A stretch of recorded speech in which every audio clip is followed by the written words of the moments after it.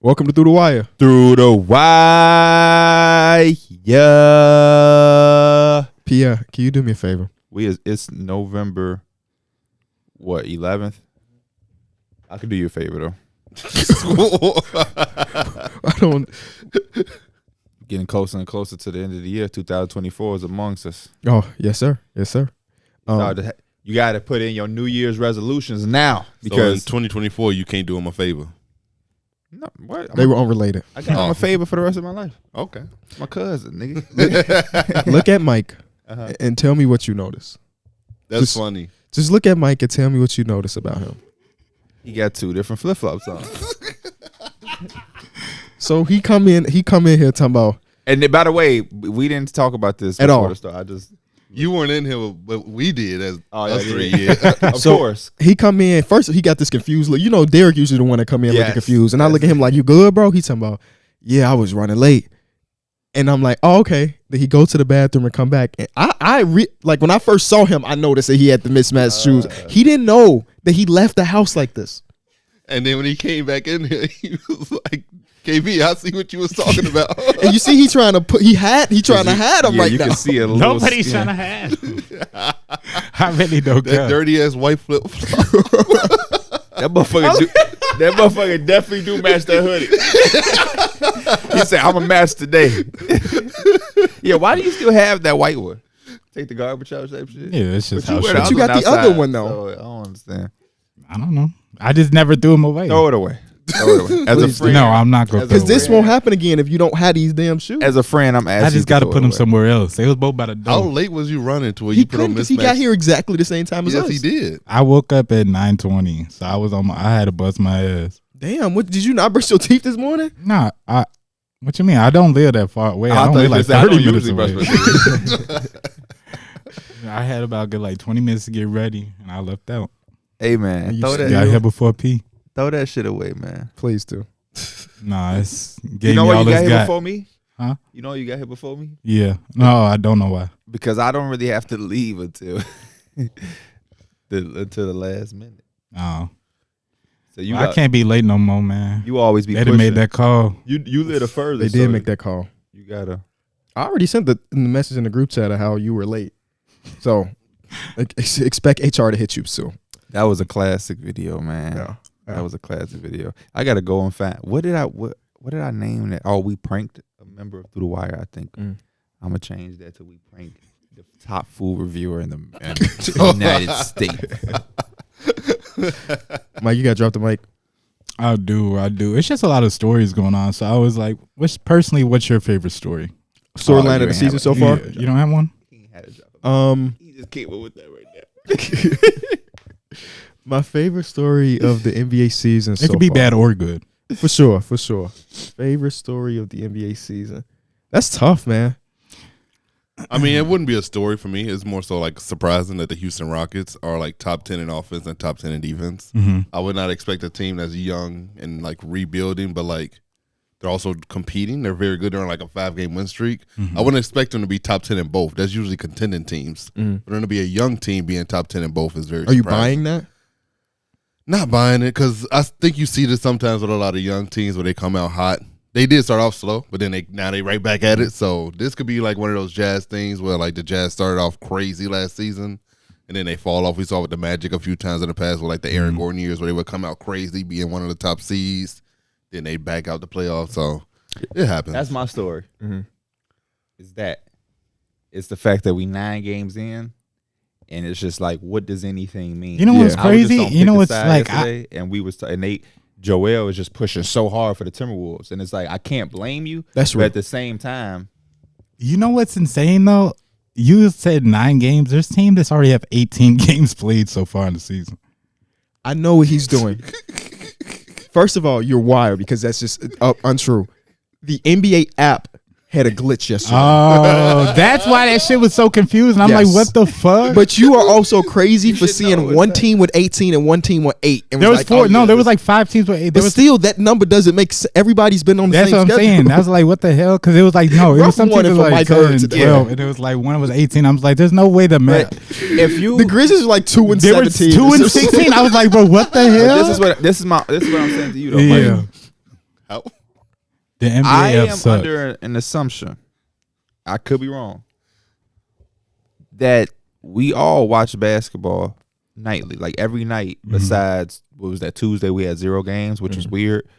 But we watch every night. So no way in hell you thought a team played 18 games. That would have meant there was like extra days. You can look at that and be like, nah, I haven't watched. I checked it before I went to bed because I was just looking at the stands after all the games, and I was like, these motherfuckers is 2-16, but yeah, I feel goofy. That's high. Yeah, that's high. I don't understand where you could have got those. There would have been. I don't know, but you know what? It's the Where problem did too. the I extra feel like they games come didn't from? play it every damn night, so I'm like, oh, these motherfuckers really didn't play these many games. You are crazy. Yeah, for NBA to be your job and us to be in the middle of November, not even the middle of November, you're like, yeah, 18 games. The season started on 24th. It was 3. That mean they had to play a game every day since the start of the season. Back to backs. No road. The NBA app sucks. The NBA And then app your does team. suck. I know you keep up with your team.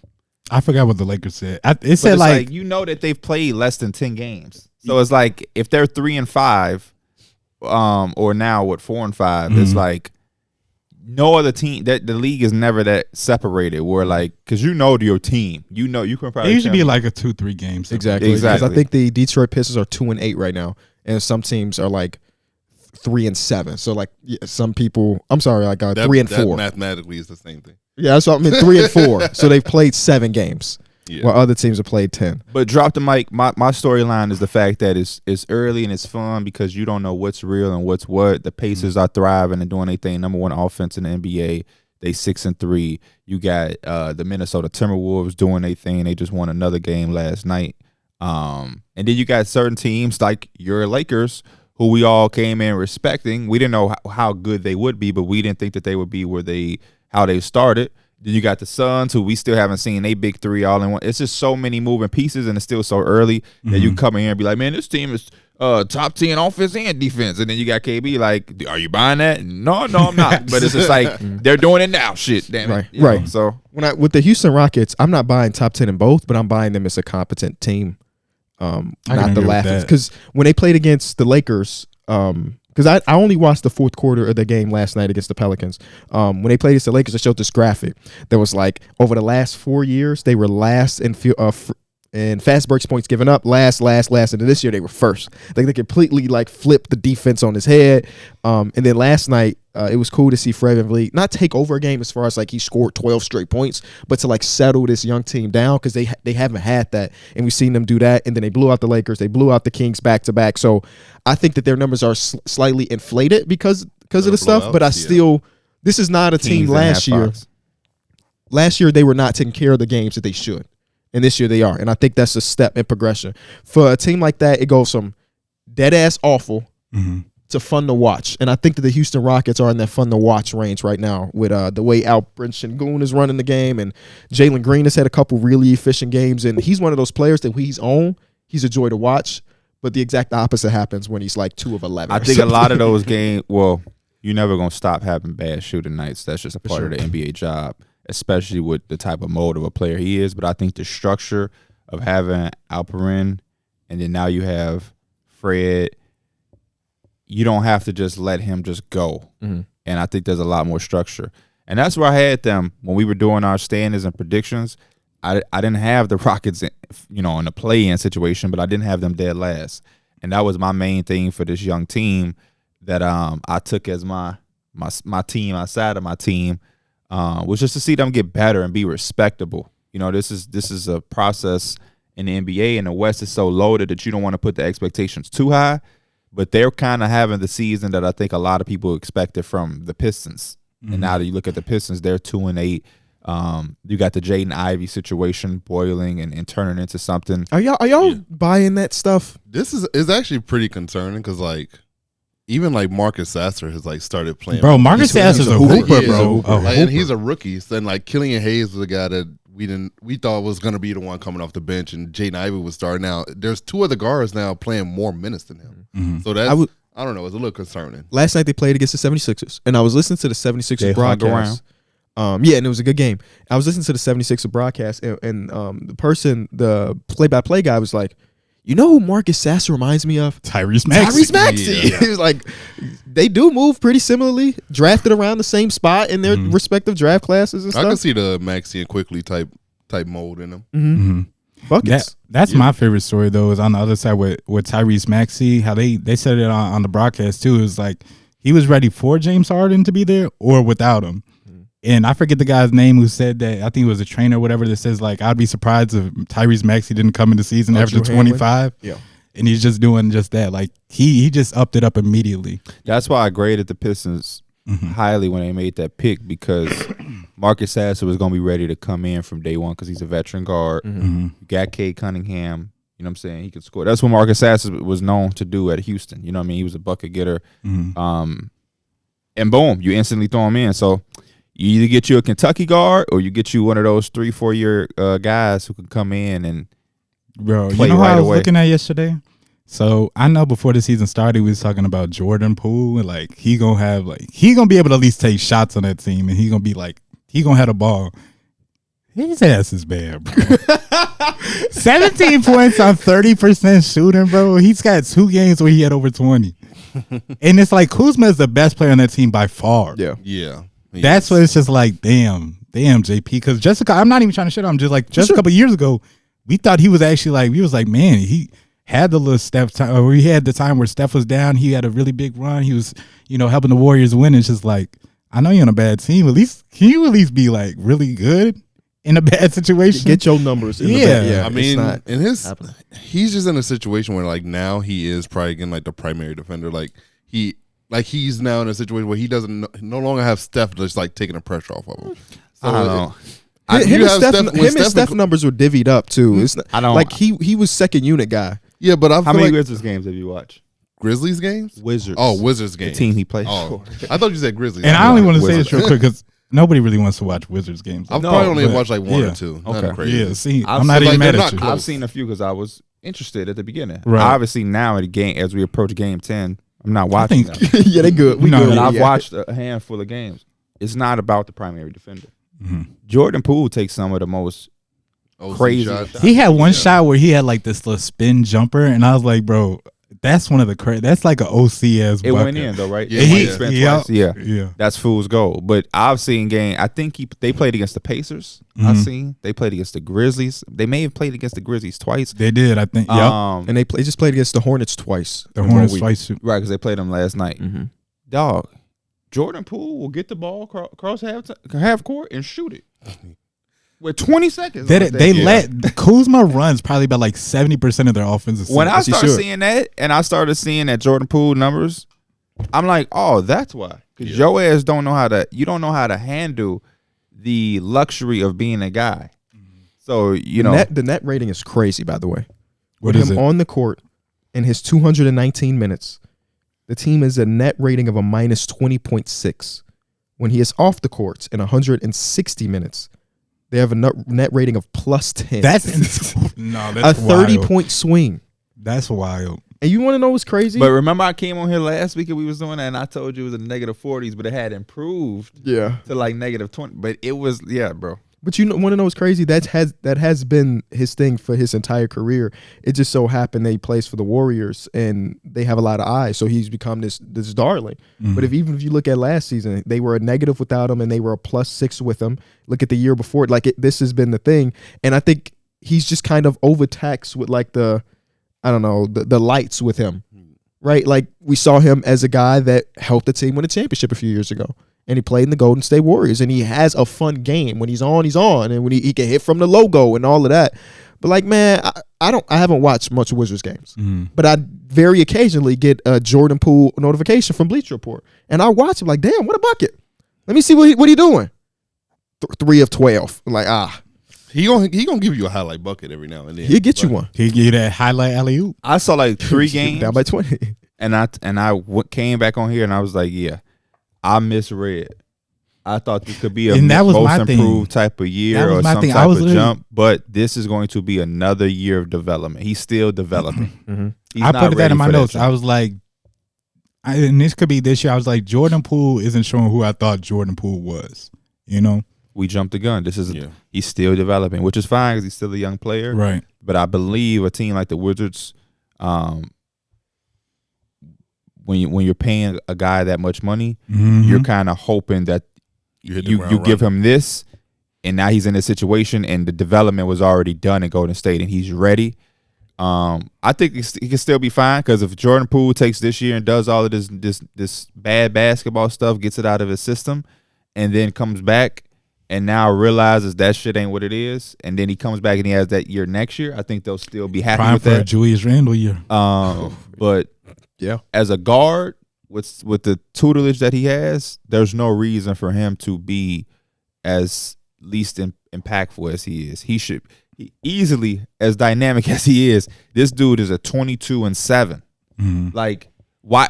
Anthony Simons is a lot more in control and can show a lot. Jordan, there's not that many differences between them besides the fact that Anthony Simons kind of is a little bit more calmer when he's out on the floor commanding things, and it's not like Jordan Poole still play like he is coming off the bench. Like, oh, I gotta hurry up and get mine. Steph coming. No. He's not coming, bro. It's yours. Relax. You know what I'm saying? It's like the kid. When you have a kid and you start buying groceries and shit, they want to eat the fruit snacks all in one day. No, it's going to be there tomorrow. Yeah, I guarantee it's going to be there tomorrow. So it's just like, that's how he look at the shots. They got to get them up. Steph is coming. If I was a team, I'd be like, bro, wake up. It's a nightmare. Steph is not coming. I admire that, though. If I was in his position and I was shooting 30% from the field, I'd be like, I need to slow down a little bit. But he like, actually, I need to shoot more. I guess in reality, though, it's only up from here. He say he's at the bottom of the bottom. If he gets worse, then that's just bad. I'm hoping that it's just up from here. I respect it. Don't know if I admire it because that type of thing, the NBA moves so fast. You keep doing that shit if you want to. So they'll have your ass somewhere shelved up, and you'll be somewhere looking stupid. Like, man, I could have just. NBA move on fast. I'm telling you, and that's why I got mad respect for Kelly Oubre. I heard it yesterday. They tried to chew up Kelly Oubre. They said it on the broadcast in the Lakers game. They said he plays the game the right way, though. They were talking about Christian Wood in that. He was like, Kevin Durant was cooking his ass. Then he came back in the game because he got like 9 rebounds. He's like, he playing the game the right way, though. Yeah, LeBron gave him a lot of praise in the press conference at the end of the game. He said I like the LeBron talking his shit. Yeah, LeBron said he came in there and started cleaning up the glass.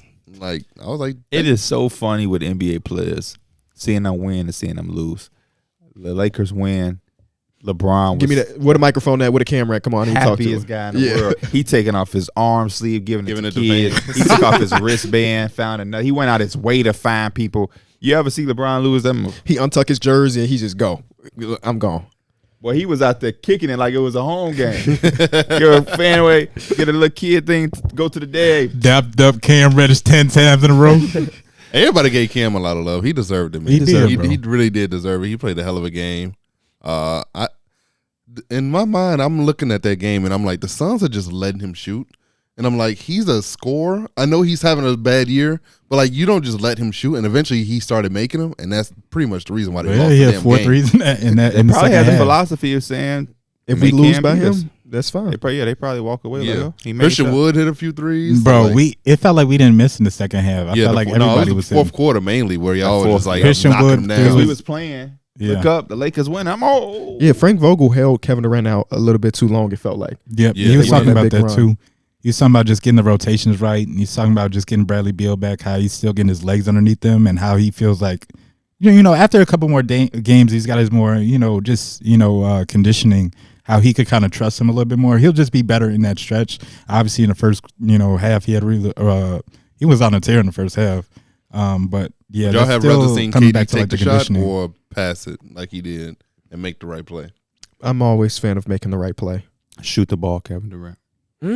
Okay, so is that personnel based versus because Kevin Durant? You know who I am. So it is personnel based. Okay, yeah. Because that play wasn't. It wasn't like it got a wide open. Yeah, that play wasn't shit to me. It was a good look though. It was like a 7% contest. Yeah. K to B8. Yeah, beat your ass. K to Bates. He does have one of those names that can shooting. Do that. Yeah, shoot. I've I'm getting my ass kicked verbally a lot over little shit. Yeah. I remember I was doing a podcast, the heliocentric and statistical standpoint just fucked me up. And I don't cut. I'm like, yeah, y'all saw that. Yeah, I'm real. in my recent one, for some reason my mind went blank on the word title. Just like not even something crazy. I was like the title of being known as a 3-and-D guy, Bob. Like that. It was like 7 seconds. When you doing that by my yourself, you gotta really be polished on what you're saying. Yeah. And that little shit will just kick your ass because you so. Who were you talking about? So my Grant Williams. See, you wanted to. And it was in the interview, so it's like 4 people on the call. So it's like fuck. But in the early stages of the Kenny podcast, I did no cuts too. And I remember one episode I got like 36 minutes in, and then like I lost my like train of thought. Oh. And I was like, what do I even do? Oh no, I would have cut that. Cause if I'm just sitting thinking like, what the fuck is I finna say, then I'll cut it. But if I stumble on my words, I'm human too. Yeah. I restarted it. You restarted it? I restarted it? Yeah, as you should. You should have restarted it. Yeah. Or You restarted the whole podcast? Restart it or cut it. Oh, I shit. restarted The last whole podcast I did 2. I recorded one at night. I was like, I don't really like how I ain't come with it. You ain't come. I ain't come with that you did. Yeah. I've been there too. And so the next morning I did it, and now the landscape was. I was like, fuck it, you got to get landscape. You got to get landscaping in the background because I'm not doing this a third time. I did 2-hour podcasts, and I'm like, I just want my energy wasn't. I needed to. But Mike, yeah, Katie, take the shot. Mike, What's up? But they needed a 3, so I'm gonna ask you one question about the Lakers. We're gonna move on. Mm-hmm. oh my Are you okay with LeBron having to play every single minute of the fourth quarter for y'all to win basketball? Okay. No, just absolutely not. I mean, I could kind of tell that after, what was it, the first game or whatever, when they had like the little 30-minute restriction and that immediately got lifted.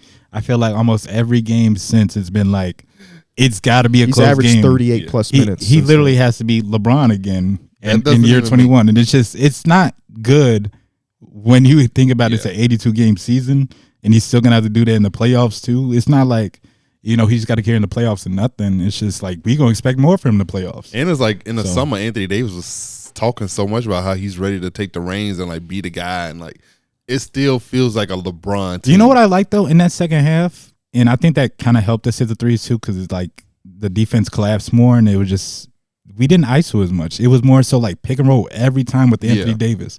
And then eventually like they really couldn't stop that inside. I think It was pick and roll every time. That's the hardest pill to swallow, but we probably just got to accept the fact that that's what it is. In a perfect world, LeBron could just cruise, but nah. If that's the case, I don't see them as contenders anymore.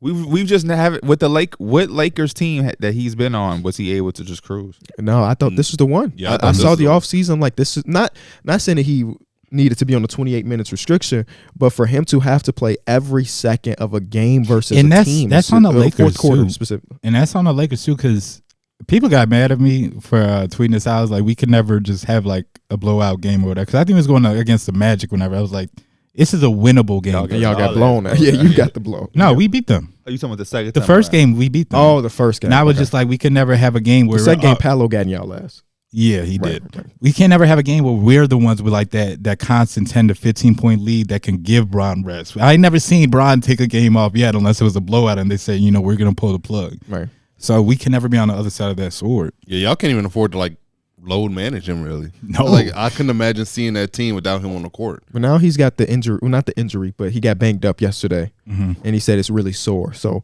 yeah, I think the team could benefit from LeBron missing a game or two. Let them learn how to play without him. Yeah, go ahead. Because right now when he's off the court, y'all are awful. That team is not that good. That team is not as good as we thought.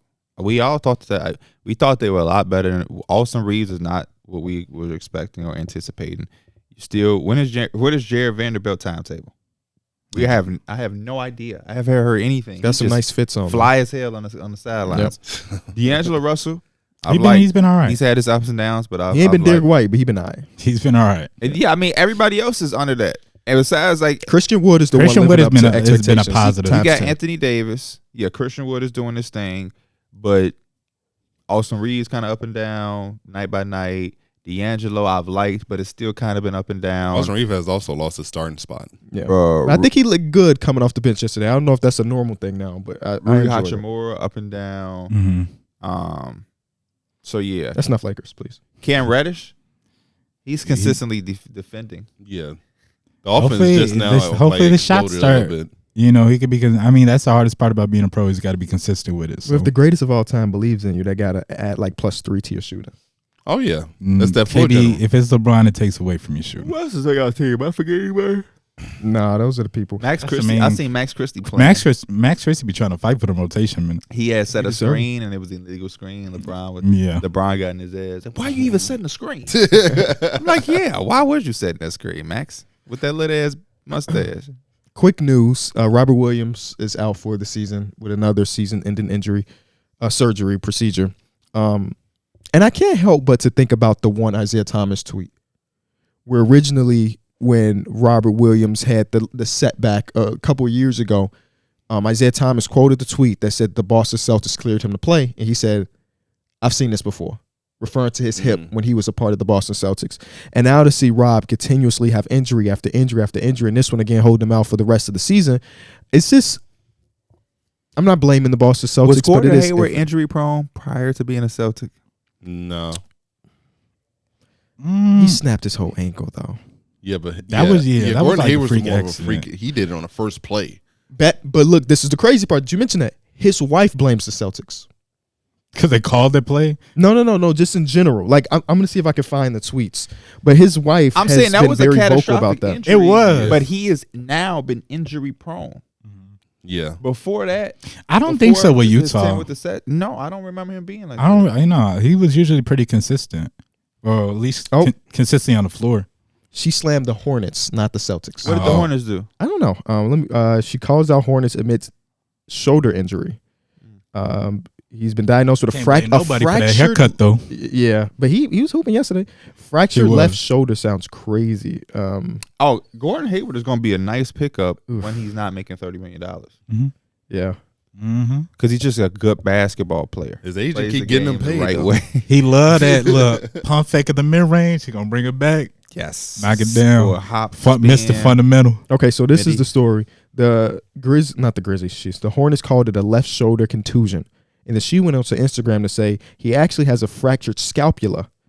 They had him play with it last night, and he couldn't move his arm all of last game, yada, yada, yada, saying it was a bruise and it was a fracture and whatever. I'm not trying to put on nothing on the Boston Celtics, by the way. I was just asking a question. I didn't know if I can't remember or couldn't remember if Gordon Hayward had injury history. Yeah, the freak accident, freak injury, I'm not counting that. That's a freak. But I'm just saying, but you know, some things are just some things. I don't really, some things are coincidences.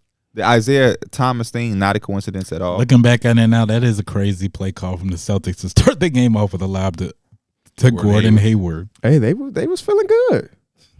Yeah, that was a crazy night. In NBA. Opening night, Kyrie back in Cleveland. They wanted to get that party started. Yeah, Let's get it started in here. Let's get it started. there was so much buzz around that team, man. Ooh, ooh.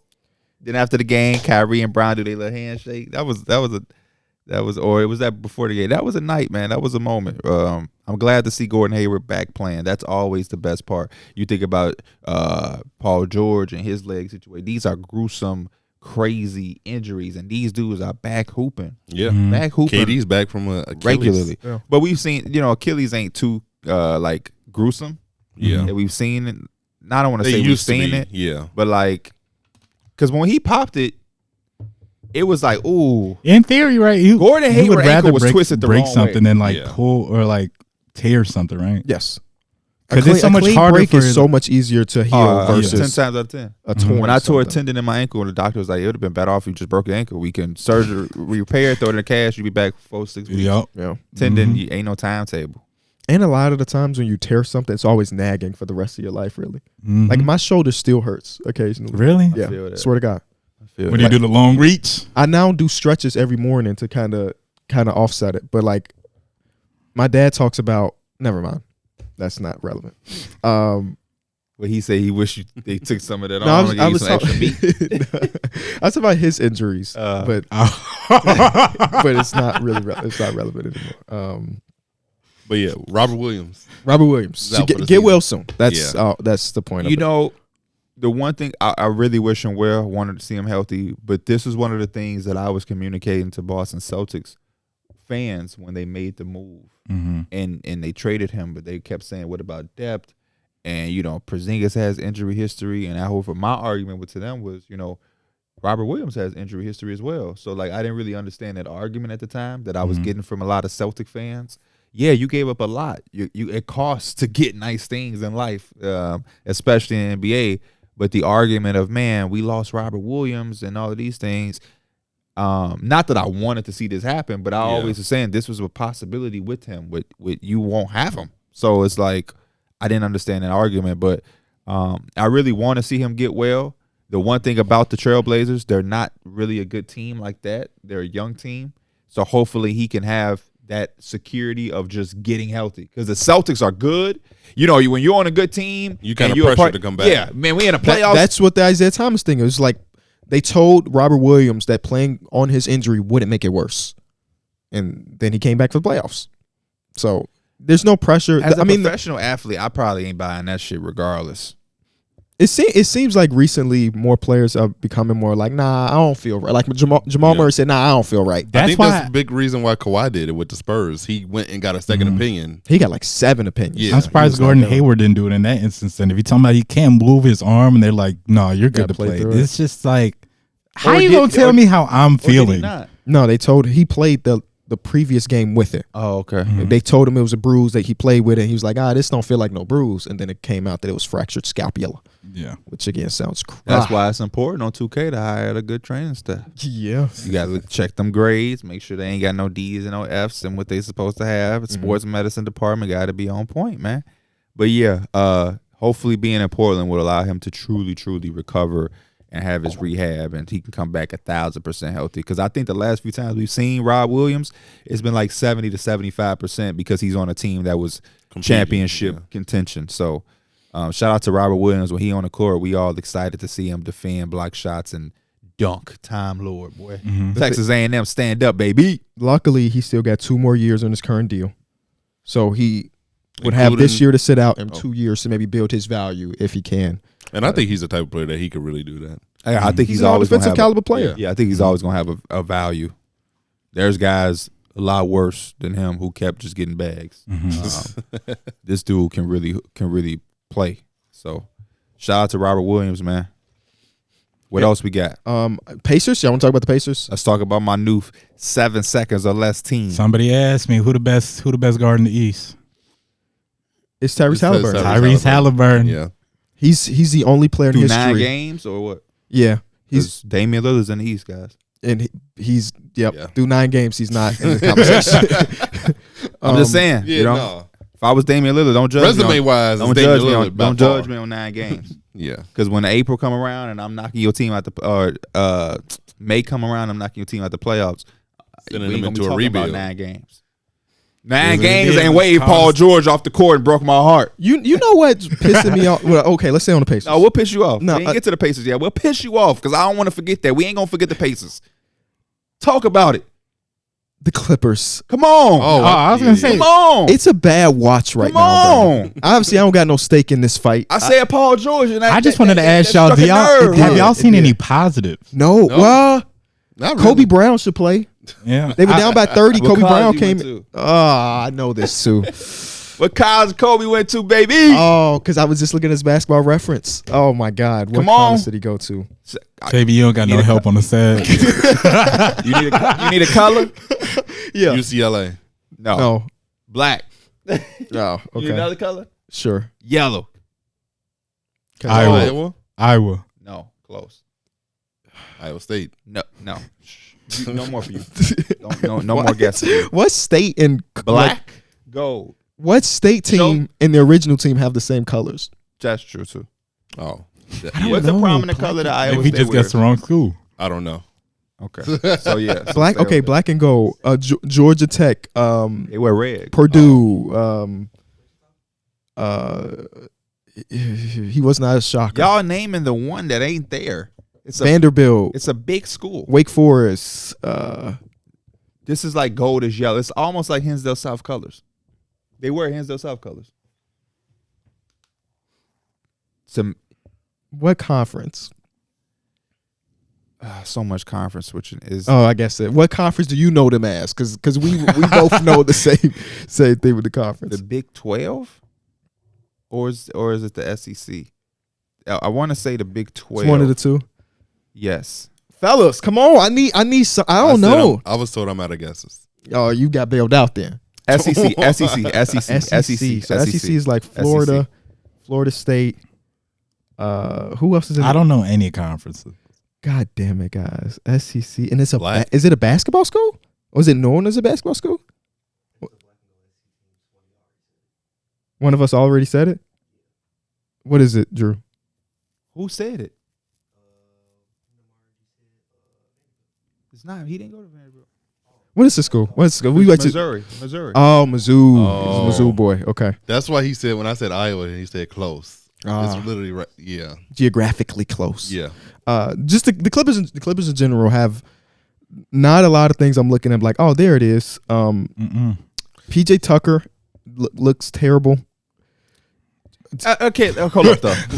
He's 37, ain't he? No, but the one 38, thing I'm yeah. gonna say is we all have 90% confident he's gonna figure it out. 'Cause his No, job is for never a lot. sure. He's gonna figure out his part. It's just there's no reason for a team with that many offensive stars To struggle score. to struggle. That second quarter versus the Dallas Mavericks, they would score 14 to 17 points or something. It was They gave up ugly, like a 50 something to like basketball. 13 some run. Yeah. It was bro. a 32-4 run at one point. Yes. Like that is unheard of when you have a James Harden, Kawhi Leonard, Paul George, and Russell To Westbrook their on the team. defense, I don't know what, but let me look at the day. Paul George can't hit a goddamn shot anymore. I don't know what just happened. We were talking about him as all NBA the first week and a half of the season. Now he And the can't next hit a 3 shot. games. Yeah. The last 3 games have been ugly. On February 28th, 1999, there must have been a Clippers doctor working in a delivery room Why? in Slovenia.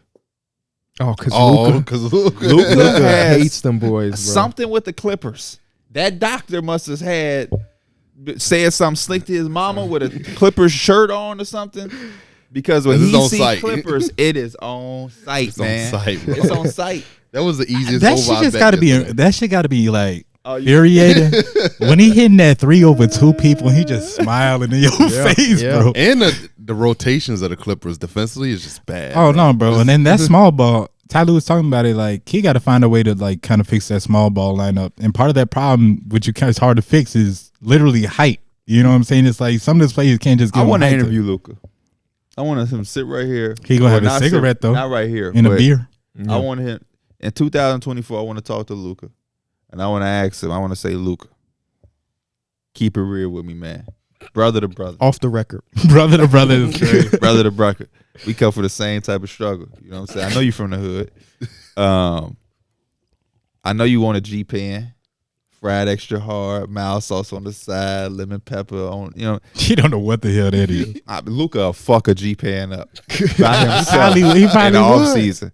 Off season. He don't need the off season. And I would ask him, what they do to you? What did they do to you? What they Luka? said? What drills did they have this motherfucker doing when he was younger, bro? No, what did the No. Clippers do to him? The Clippers, Ah, they you must talking- have said something. There's something there. He's gonna be like, 'Cause he averages like 30 over 30 he's gonna points say, against the Clippers. I don't know, plug. It's just a coincidence. I fuck them up every time we And play. you would think a team like the Clippers having Kawhi and Paul George would have like the legit weapons to like slow him down. Luka No. be smiling at motherfucker. Bro, for real. He was walking You down know the what, court kid? trying. Hey, you know what? You know what be killing me too? He do that slow ass Euro step. He be one. Then the second step, he gonna be there for like at least 1 second. He gonna do the slowest shot ever. It's gonna be so clean. I love him, man. That's my doggy. It was a few plays where he got switched on the Harden, and it was just a cook session, bro. He be licking It his was- shots. Yeah. It's just too much. And he angst. number 77. Nobody else Making can it make look that- cool. Yeah, Making that it look number cool. raw. Back to Russ. Nobody. Yo, my player number 77, ain't he? That's an offensive lineman number. Yeah, he just like, I got it. Russell back to the bench.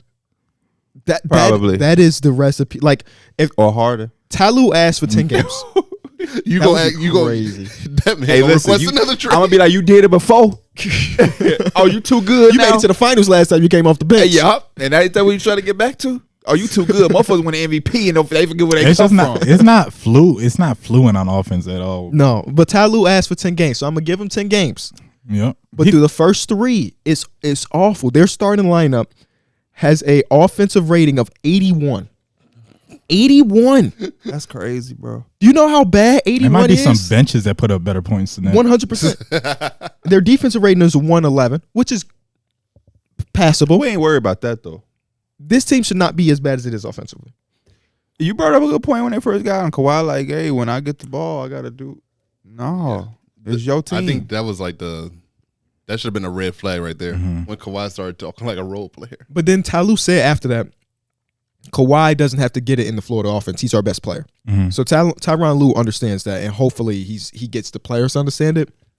But Ty Lue deserves 10, 15 he deserves games. 10 games. Yeah. This man, the man he's got Ty Lue a does have the hard-ass hardest challenge. job in the world. He does. Every year, it's the hardest job in the world. Is does. Kawhi Give playing? him Is he some not? roster. They give him just a random roster. he He's said making that shit work though. Yeah. he Playoff said team, they better get us now. We gonna be all right. Yeah, okay. Deion Sanders talk. Let them boys. all right. What happens if this is not working with You Kawhi, Paul No George, draft capital. Oh, James Harden leaves. James Harden, Paul George league. Russell West? All of these guys are player options or free Paul agents. this George and season. Kawhi go come back. At Just least 'cause one of more LA? time. But James Harden, they gonna be like, But then what's his market then? If It's up to if him he and his fucks agent. this up and like it looks bad Chicago. strictly because of him, Chicago. hey, I don't know. I always By that want- time, our average age is gonna be 21. I always we're gonna wanted blow to it be up. here. You would hope so, KB. I always wanted to lead the young guys. I'm ever since Jordan played here, this is always truly my number one spot. I wouldn't be Pacers. Pacers.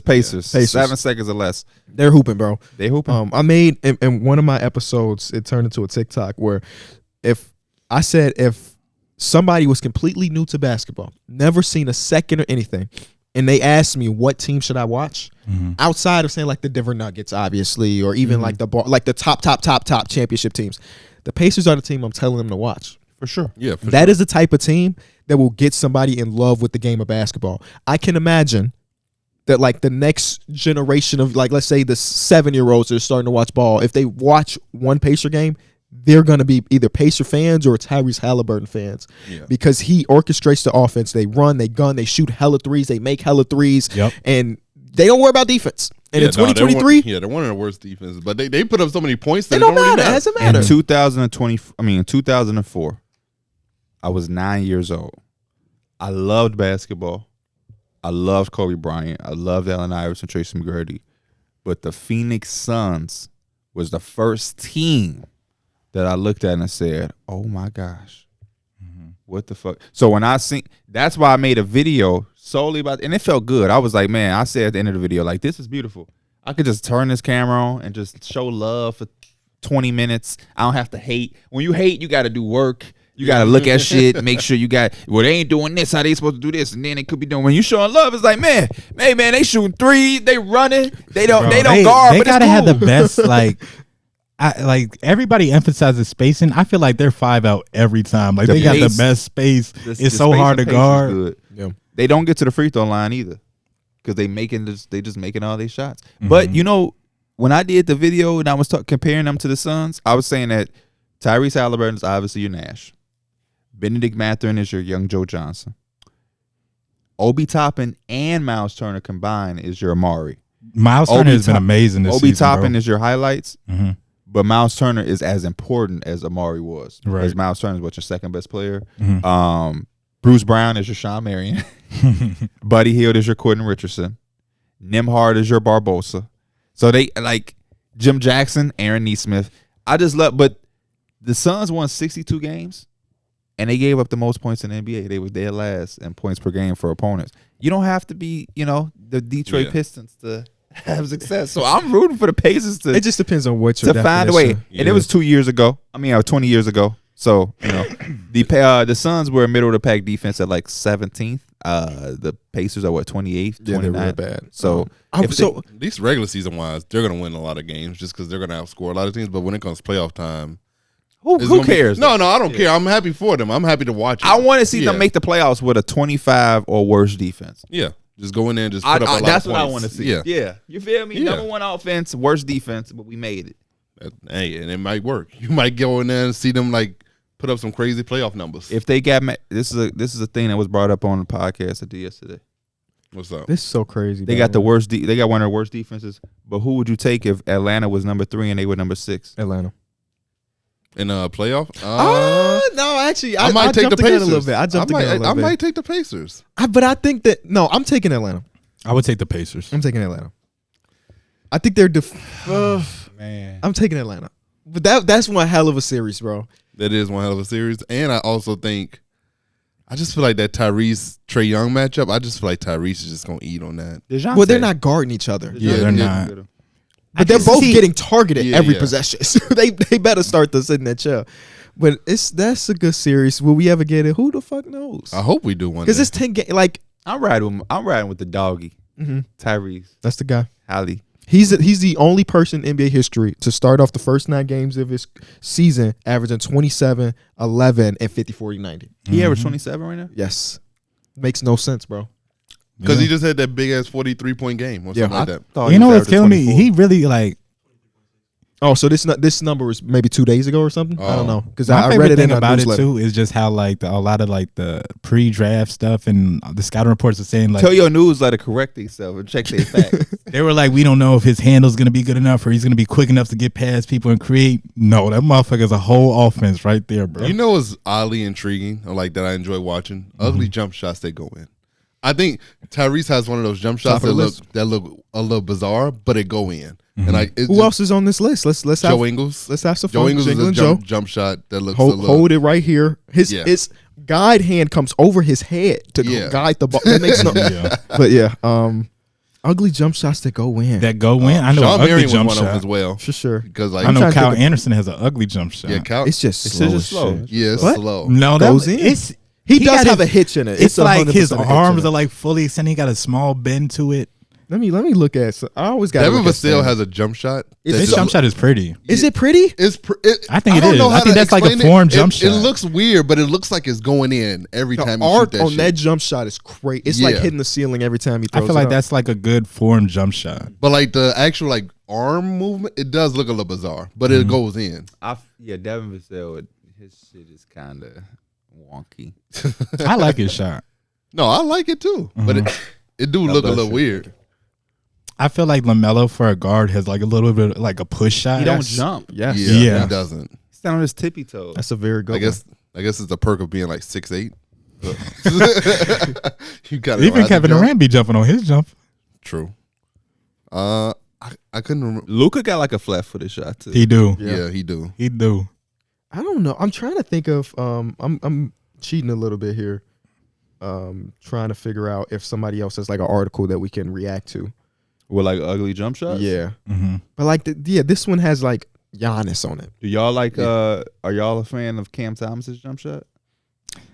He jumps so fucking high on his shot, bro. But you like, I feel like especially for smaller people, especially like that are just naturally scorers, they've been like fighting that disadvantage their whole life. He's so used to that, he probably don't even feel how high he be jumping, bro. Oh well, no, obviously ain't no problem for him. No. It's the bucket getter. Yeah, it ain't no problem for him.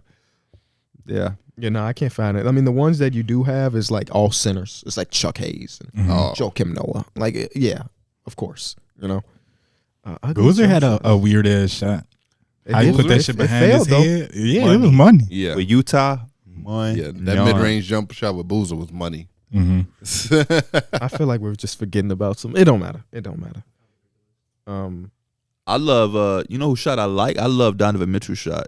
He always get like, I don't know. It's just he got one of the easiest shots in 2K. Donovan Mitchell always looks square and based. Like, he do. Base is incredible. Yeah, it's amazing. I don't know how you do it. Incredible. No matter how he's strong. Yeah, he is. Core strength A1. Yeah. He is. Bill Cartwright is on this list. Oh hell yeah, because he did the whole. Was that shit even necessary? Reggie Miller's number one on a list for Complex. It wasn't pretty, but to say that it was the worst. I mean, it was probably the most effective ugly jump shot. That motherfucker did this. The most effective. Who shoots like this? Yeah. It was a king coming Shea off be the going screen. in. I feel like his a little weird. Who? Shea.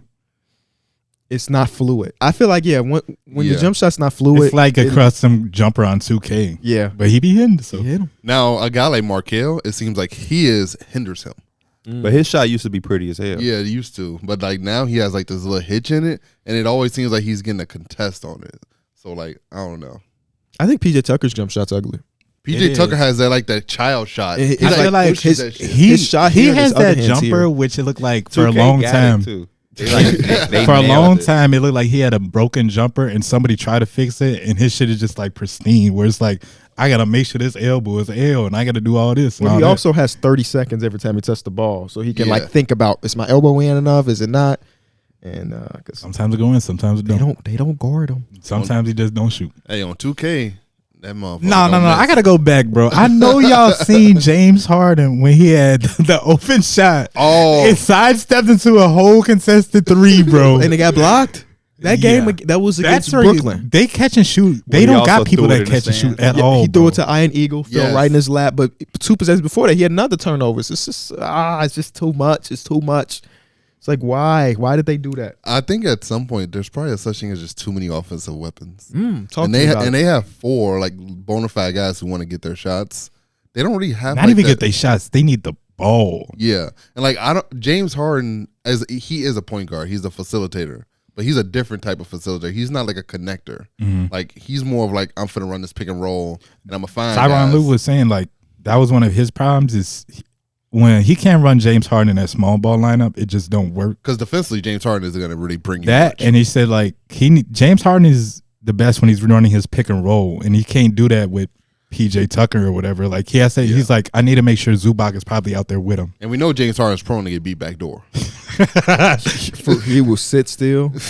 But the thing about Harden's playmaking, of course, he's one of the best of all time. I'm not trying to discredit that, but a lot of it is playmaking to the assists. Yeah. Where I feel like a lot of the high tier point guards or playmakers aren't necessarily playmaking to the assist, but playmaking to the play. Yeah. Where they might get the hockey assists and they don't get the actual statistic. It feels as though James is like he's very good at it, but he gets you the open look, and that's the end of the play. Versus getting it to somebody else who's about to get the one more or whatever. And I mean, I think that's part of virtue of being a high usage player, right? But it's just different to see his playmaking versus some of the other elite level playmakers in the league, because it's unique in that way. But it's also like bad on certain teams where it's like, just I don't think it's gonna work. Like with the Clippers, I don't feel like it's gonna work. With the Sixers, it seems like it can work because it's him and Joel Embiid. Like it's gonna be kind of hard to stop this pick and roll duo. You're gonna have to help somewhere. So somebody gonna be open. I'm leaning on the Clippers because I really just don't feel like they have no choice but to make this figure work. Yeah. Like I don't think Tyronn Lue gonna let a trade come and dismantle what he got going on. He just he don't have that history in his coaching. Kawhi Leonard is too good of a player to let a guy like James Harden come and just ruin everything that's going on. Same thing with Paul George. They don't they didn't need that shit. So why if it work and can take us to new heights, let's get it. But if we damn sure ain't finna let it come ruin the thing. That Yeah, because they were looking good before the trade. Even so, say they hypothetically move Russ to the bench. Who you put in the starting lineup to help it out? Terrence Mann. Just got back. Hasn't looked amazing so far, but It's a little bit because it was one play. I was literally he's more of a connector. I was dead as like laughing to myself, bro, because I seen Russell. Russell was in the corner, bro. And you know how you talk about Malik Beasley had that look like he was a defender. Russell had that look. Russell Westbrook was in that corner, ready to shoot, squared up. Paul George kicked it to him. This man airballed. It's like I'm like, dog. But the one thing I can rely on Russ in is catching and shooting. Yeah. The other one's got to put the ball in the flow. Yep. Yeah. Take one dribble, step to the side, step Yeah, forward. he's willing to catch Especially in the the corner. Russell Westbrook is a corner 3-point shooter. He's confident there. Never have to worry about Russell Westbrook's confidence ever. But even in that blowout, he was the one guy that was just like relentless at getting to the basket. Yeah. It's just weird because obviously with James coming in now, the good part of what we saw for Russell Westbrook is now diminished a little bit. Yeah. Because he's not allowed to do they're like, okay, Russ, we had you play like this since we got you here, but now we need you to reinvent yourself again because we're having James here. And I don't think they make this trade without talking to these players about this type of stuff. So Russ probably was on board Russ with was it. the happiest person to see James Harden. Everybody was happy except for Terrence Mann. But now Russ has to reinvent himself for the third time in 2 years, Terrence basically. Mann had already seen him. No, bro. No. He gave him that. He seen it was the post. It was like he definitely like Yeah, this bitch ass nigga here already. He had to have already had an was getting interaction. checked out on his injury, and when he was doing that, James Harden was coming in, and he already did the yeah.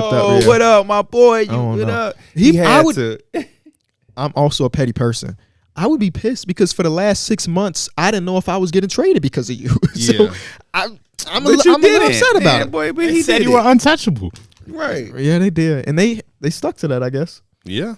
I am here, but the mental thing, about being on a potential trade block has to do some stuff to Oh, you. yeah. Hey, I That's mean- your future. I mean, if you look at Tyler Hero, he used that shit as motivation. Get well soon. Tyler Hero started spazzing. Yeah, some of these injuries is pissing me off. Cam Yeah. Thomas, Tyler Hero. You saying it like that was something people could control. It's just pissing me off. It's like you talking about load management or something. I'm just mad because these dudes was hooping. Yeah. Let a bum. Never mind.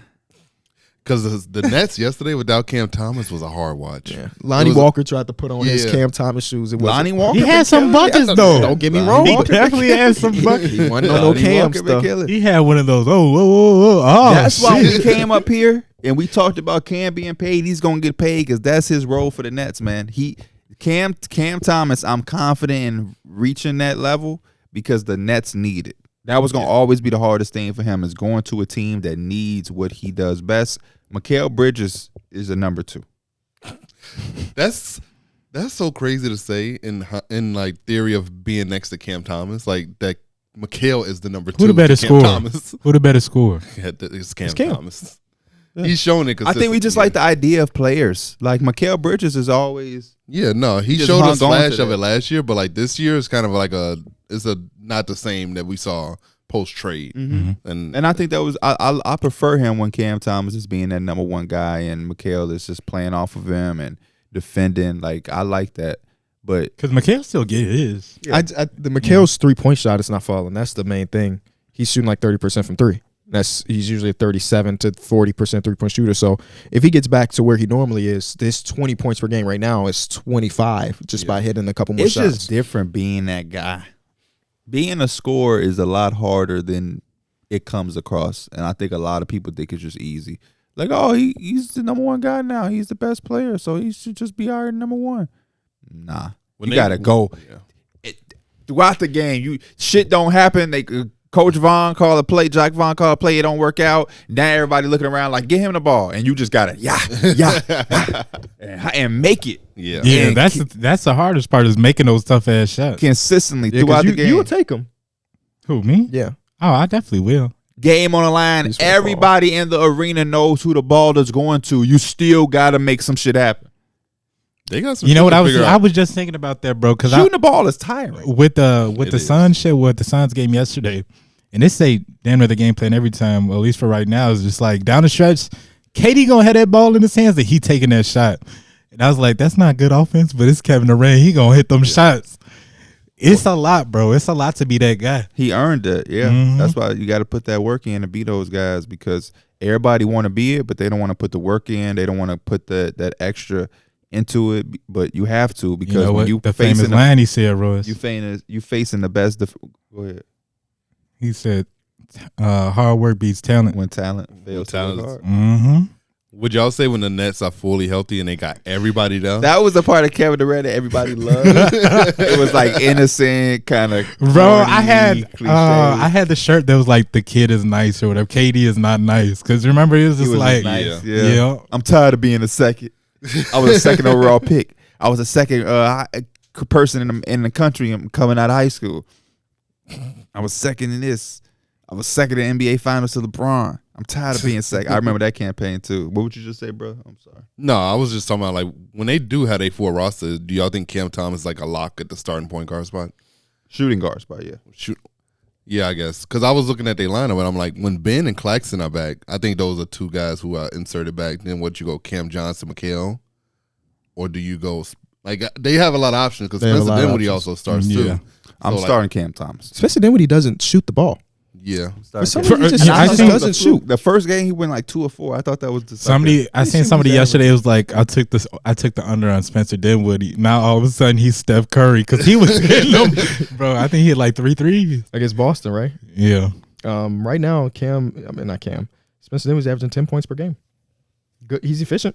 42% from the three. So you go 44% from the field. being as your point guard, Cam Thomas, Mikal Bridges, Cam Johnson, and Nicholas Claxton. Yeah, I like that. So who did we not name? It was Spencer Dinwiddie. Dinwiddie. Yeah. Yeah, he goes. And he never sent me my shoes. I think that's okay. I just want him because it's like, he sent me these. It's like the jerseys. We're still waiting on the D-Rose and the. But I have nothing to do with that because we don't speak for ourselves. People control things for us. Mm-hmm. So whenever it ain't, because if it was in my hands, it would have got done. Yeah, because I'd be texting D-Rose. somebody was trying to get 5 jerseys. Right. Now they. We talking about. So does Darrick send us a Grizzlies jersey now? Well, obviously, right? Because Derrick Rose can send me any fucking jersey. It can be the Memphis Tigers when he was in college jersey. It can be Simeon. It can be Simeon. any. You know what? Beggars can't be choosers, but please don't send me that Cavs one. Please don't send me that Cavs one. I hate that face for you. Hey, great thing. I was on Pick a Side last night, right? Great thing came up. They was talking about LeBron James. What would he have been like? Would he still be there if he didn't go to Miami? Joel comes up with the thing of like, yeah, but you look at the other teams that was out there. He could have went to Chicago. I went on there and say, hey, thank God he didn't. Because without him coming to Chicago, Derrick Rose got to be Derrick Rose. And as a Chicagoan person, I prefer seeing Derrick Rose hit that level and being the MVP as a Chicago-born kid, I the disagree. youngest ever. And you was a Bulls fan. I'm a Chicago guy. Give me that ring. And I'm taking that. Mike, as a guy who's not a Bulls fan. Or from Chicago. What you mean? He's not from Chicago. Oh, shit. Derrick, as a half-ass. No.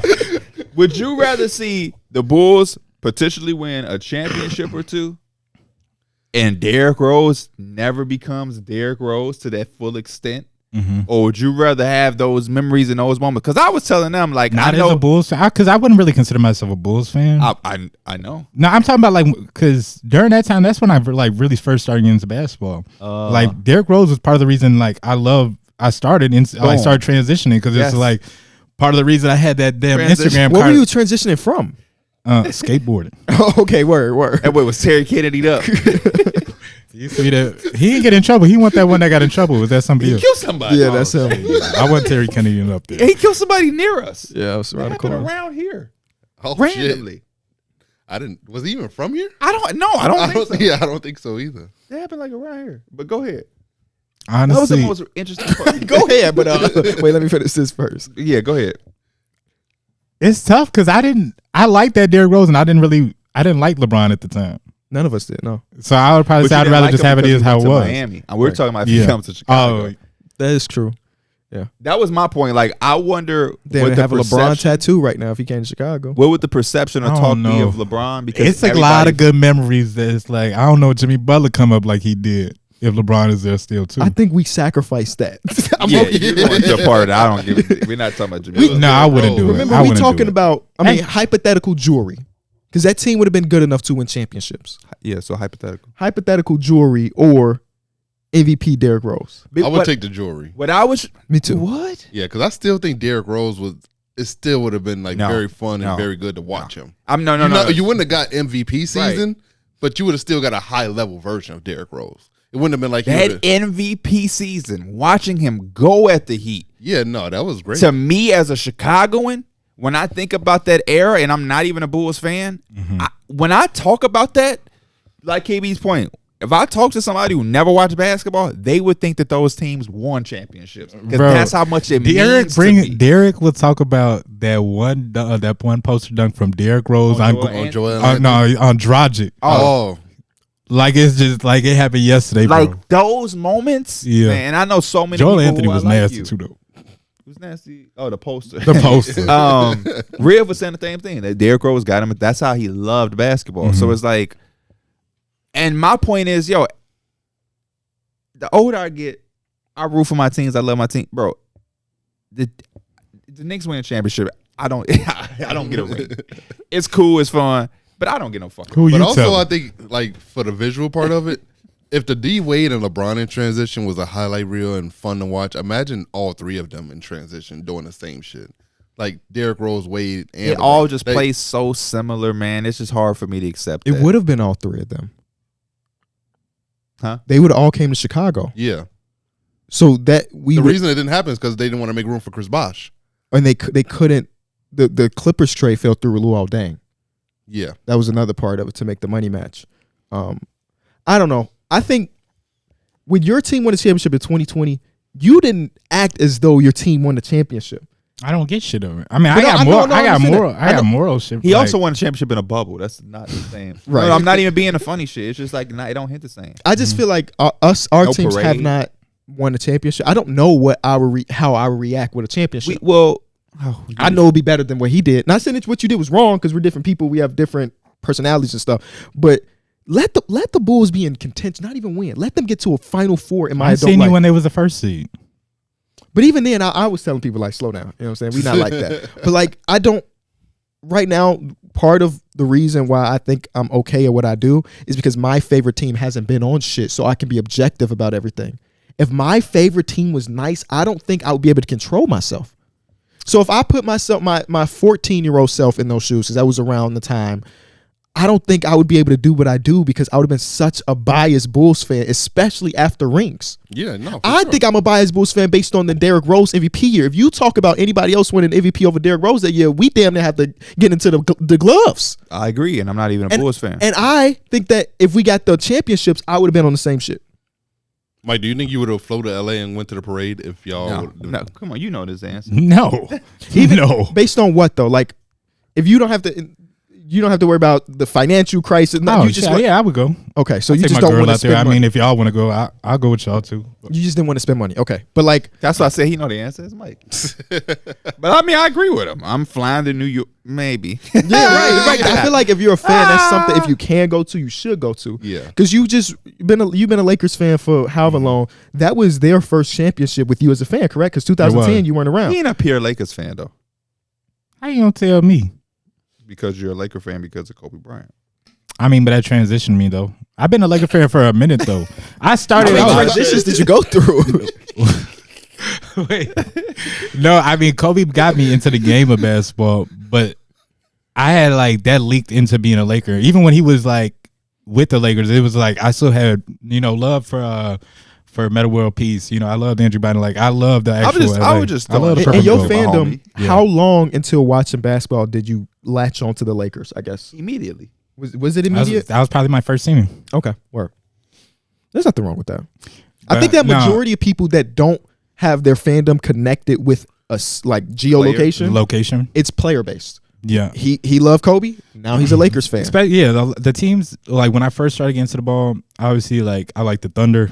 I had that damn OKC Thunder fan page, and that's Yes. because like Russ Westbrook, Kevin Durant. So you a bandwagoner then? What Because you the mean? Lakers was going through some relatively rough times during that time. No, I was a Laker fan Time too. out, I time can't out. like Let's multiple keep it a buck. teams.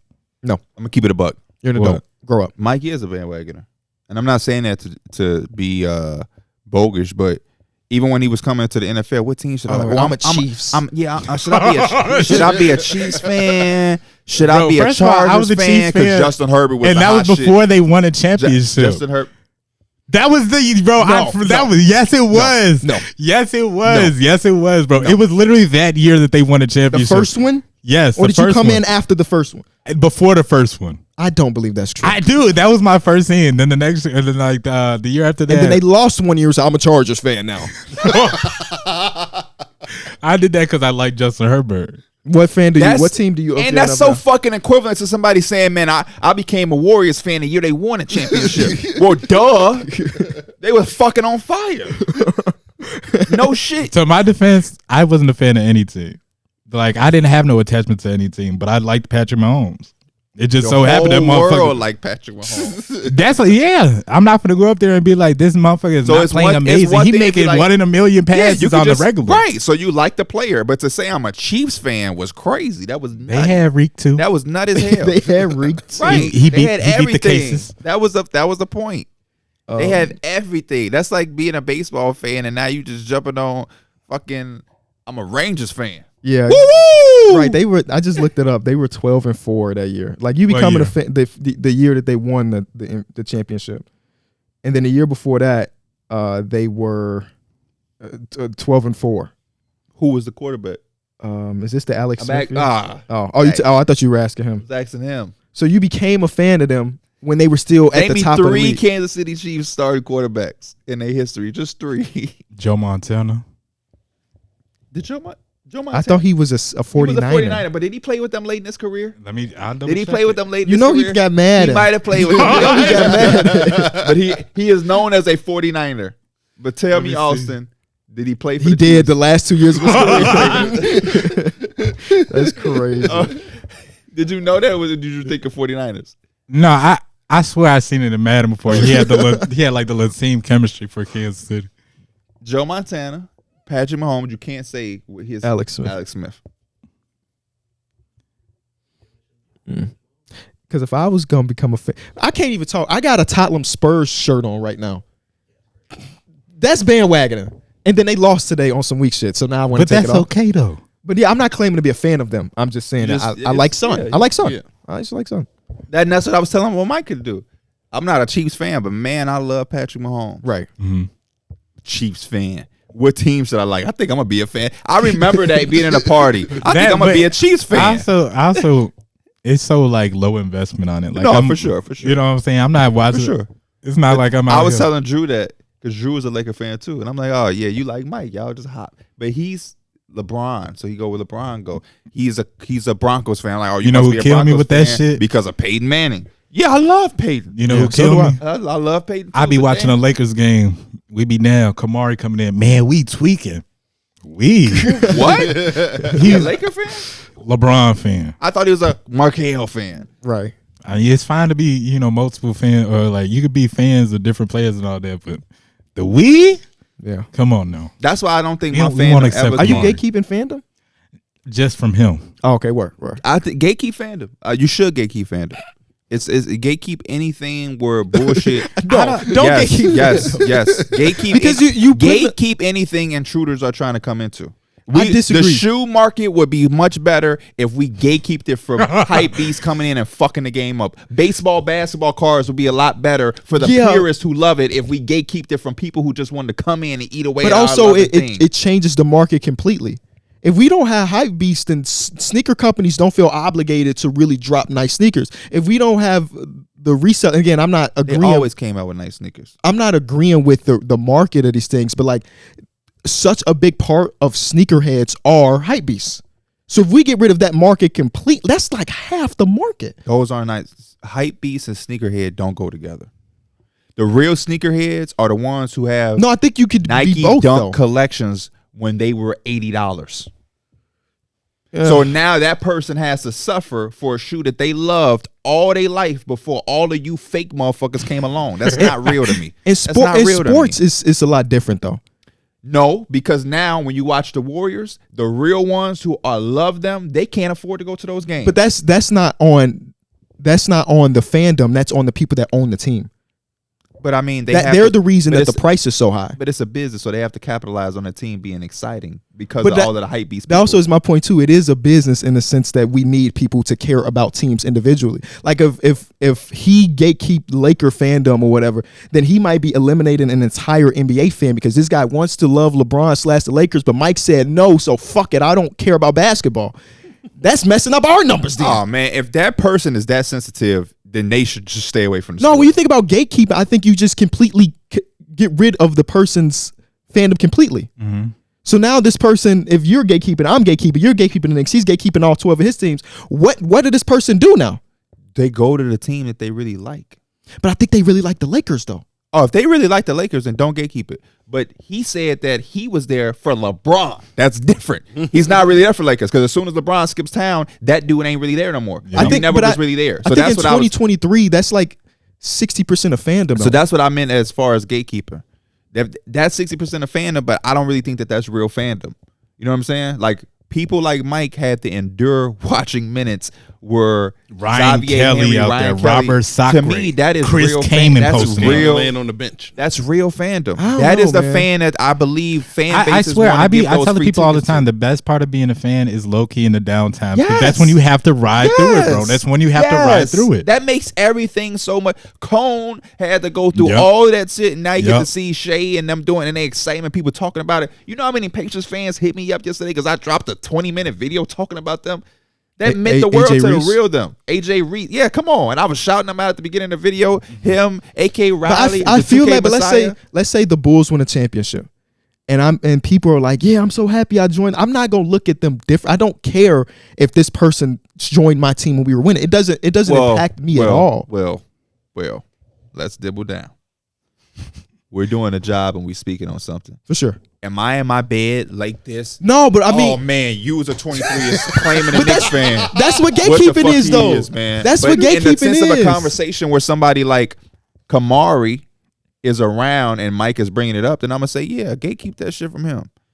Fuck wrong. But in Right, the hindsight- Kamari is the except. Gatekeep everything from Kamari, but like the rest of, I just don't think Mike, as a diehard Lakers fan, should even give a fuck if somebody No, just joined. honestly, I don't really People are think like- he does, but in the sense of it, It don't happen often, but it'd be like the one overreactor coming in, and be like, man, I can't watch this team anymore. You know what I'd be like? Watch these Lakers over here. Be a fan of these, like immediately. The game. It don't I matter just we think winning or losing. Oh, also I figured out that none of us are diehard fans of Why our you say that? teams. fandom. Oh, Well, Yeah. I am a diehard, but what I tell people all the time, I enjoy the sport more than any player, any team. But that's why I'm everything. saying we're not diehard. Because like when I think about diehard fandom, it's like game 3 of the season. I'm pissed off that we just lost. I don't think we're irrational. I think that Yeah. part of diehard is this irrational nature to agree. fandom. No, time out. Because that dying hard means that you're pissed at everything that happens. No, that means you root. To me, diehard means what Mike said. I'm rooting for this team when we got 3 stars. Mm-hmm. I'm rooting for this team when we got some people in our starting lineup that y'all average. No, I'm casuals going wouldn't just know. on the literal sense of dying hard, die hard. It's no matter what happens in the negative sense, I am pissed off about it no matter where we are in the timetable, Well, I just on the don't- calendar. I don't know because I just don't live my life like I that. can I agree look at with- die yeah. hard. Me, I'm dying hard on this hill, whether we're great or we're not. I'm dying with my team. I'm dying hard with this team. If we win 17 games, that's still my team. I'm still got my Knicks shit out. I'm talking shit. What up? We just beat y'all. That was y'all 16th win. So, and if we got a star-studded team, I'm still talking my shit and I ain't hiding nowhere. If we got 40 wins or we got 12, I'm proudly a Knicks fan wearing shit like this. You I'm stand not, on I'm not- business. I'm standing on business 10 toes. I'm out here. I am him. Carl Anthony Towns' voice. Shout out to Cat. He's been hooping recently. The last 2 games. no, 20 plus points. I feel that way because I look at some of the people's reactions on Me and Twitter. you ain't teeter. We still White Sox fans. We was pissed, For sure. but we still here. But still, it's like the White Sox were terrible. Yes. We not losing sleep over that type of shit. We express our frustrations, but it's like we here. no, I feel that, but I just think our opinions of what Die Hard is are just different. We was pissed though. This is just Yeah, the no. offseason. Jason Benetti's not commentating We went games to the- anymore. we went to the I'm rival. pissed. You I'm went to the pissed. rival. Yeah. Y'all on these sides don't know. I don't even know. know. I don't even know. Dog, do you know how I feel? Every morning you go get the fucking newspaper and it's the White Sox lost another, lost another. See, that's a diehard right there, bro. Why? Because I feel like when you genuinely care for something or like had an investment on something, that only thing that kind of works your I emotions. didn't miss a bro. White Sox game for 4 months to start the season. They were fucking awful. We planned to go to several. We were trying to go to the most games we Hear ever the went to in a genuineness year. in his voice. Because we was like, Right. as a friend group, we was like, man, we finna have a great. We went to opening day. We spending money.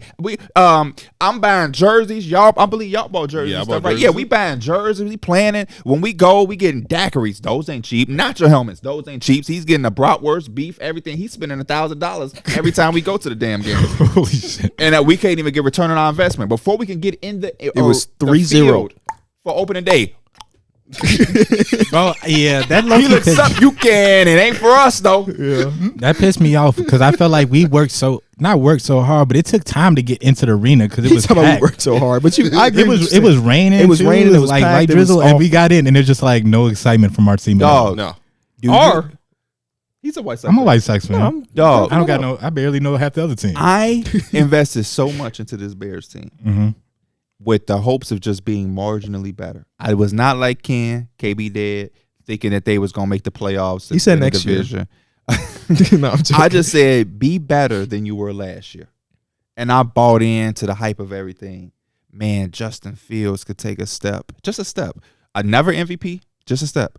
DJ Moore, There was some MVP Darnell talk. Wright, we drafted in the first round. We're healthy. We signed Edwards and Tremaine Edwards. That's what I'm saying. The same person. Edmonds. And Edmonds, and then TJ Edwards. We it was something there. It was building and building and building. It was just, and when they came out the gate, god awful. It was so hard to listen to ESPN 1000. And that's what is, and that's why I think it is a little disconnect when your team is not in your city. I can say that, and I can admit that as somebody who's a Knicks fan, somebody who's a Cowboys fan, because when I support a Chicago team, I'm in the city. So when I listen to ESPN 1000, they're not talking about the fucking Knicks. They're going to talk about the Bulls. They're going to talk about Chicago team. You feel that. When you got to go early in the morning, it's cold, it's snow out, and you still got on little shorts or whatever you slept in, you got to go get the newspaper, and you get it, and you walk it in, and you open it up, That's and that motherfucking headline is down. Every Chicago sports team is down. It's just like, man. The Cubs are on their way. I don't have that like connection because obviously I don't live in LA, but fortunately the LA like Lakers dominates headlines, so I always see it. You know what I'm saying? You get the feel just because. Even I like. Market. I mean, yeah, even I get to the point where it's like but I'm kind of sick of the like constantly LeBron type shit. It don't matter what article. It don't even got to deal with LeBron. LeBron is going to be there, and it's that's just why like I go back that to shit is too much. Yeah, for that type of thing, because when you're a real fan, because that's how we got on this conversation was Kamari because he's a LeBron guy. When you're a real fan, you love the team more than any player. KB don't have no hate towards Zach LaVine. Get off my team though. But he's a Bulls fan. It ain't working. So it was a couple years ago. I said we could trade LeBron. When you have guys, he did though. He did. I'm trying to stay focused. So that was the year of the championship, by the way, or the year before the championship, 2019. Yeah, it was the year before. 2019. He looked bad the year before. But he was dead ass serious. He was so serious. But oh man, it's hard to stay serious now. He was dead ass serious in that apartment in the front row. He was they're not there for what you there for. They there for LeBron. So it's just different, man. It's just you just get in the way, man. If shit go wrong, now they shitting on guys you love because they ain't helping LeBron. You know what was like peak fandom? Fuck Kyle Kuzma. Mike, like, hold up, we drafted development. This is some shit I wasn't even there for. Right for LeBron. There's a video on YouTube, and it's just a bar, and you see everybody's reaction. So that when Devin has to return the kick on the Super Bowl, and I was like, that's fucking fandom right there. Like you could feel the whole building shaking once he scored that ball. I was like, bro, I wish I could be in that crowd. I was a little kid, celebrating that. I'm like, wow, they still gonna lose. Go Peyton Manning. They did lose. They did lose. When you're a kid, you just anti whatever the environment is. Everybody was Bears fan, root for Bears. I'm like, no. Yeah, I feel like football fans are like the diehards for real, bro. When I watch the Super Bowl, I usually root for the underdog just because it adds more fun to it. The NBA is the Chiefs. So you rooted for the Eagles? Yeah, me too. In the NBA, because our fan base in the NBA is relatively young, we have more player-based fans than the NFL. Oh yeah, football fans be like, or even the MLB or soccer or football. Like these people die with their team. I'm a Cowboys fan. The NBA doesn't have that because growing up, my pops was a Cowboys fan. Mm-hmm. White Sox fan. My dad was a White Sox fan. Knicks fan because I wanted to be drafted there. But I could see how somebody is like a Thunder fan because they love Shea. Yeah. Mm-hmm. My dad. It was also because the NBA is marketed. They market their stars versus way their better. teams. Yeah, would you say also, I think in the NFL, like your franchise players tend to stay longer than in the NBA. Like Patrick Mahomes is going to be there forever, probably. I don't even. I feel like it's very similar. Like Patrick Mahomes is going to be there because Patrick Mahomes is doing what he needs to do. If he was fucking up, they wouldn't think twice about that. Steph Curry, you know, if he didn't turn out the way he was. Same thing. Steph Curry. Steph Curry's going to stay there, like regardless. When would you? Mahomes is going to stay there. I see what Darrick is saying though. Like. I feel like in the NBA, like your star can leave at any time. The NFL, it's happened in the NFL too. I just think that you use the wrong person because Steph and Patrick Mahomes is like this. Daniel Jones, like LeBron. LeBron's like Daniel the face Jones, of the NBA, but LeBron's been on like 4 different teams. So like that fandom kind of like moves with him because like you grew up watching LeBron, like your fandom was on LeBron. So they might not. Yeah, they're not probably going to switch as much. But like Tom Brady left the Patriots. Yeah, or like Green Rodgers. Bay, Aaron Rodgers. But those are like the top quarterbacks of all time, though. You know what I'm saying? Those are like the top quarterbacks of all time. You're talking about. It's like they're there for that whole franchise. He said LeBron, so I'm just thinking of like great. Yeah. But like Terrell Owens is one of the Randy Moss. How many teams Randy Moss played for? How many teams like wide receivers move around? Yep. Some of the greatest. Yeah. Jerry Rice played for a lot of different teams. I get what you're saying though, Darrick. Especially when you talk, because majority of times the star player of a franchise is the quarterback, right? Yeah.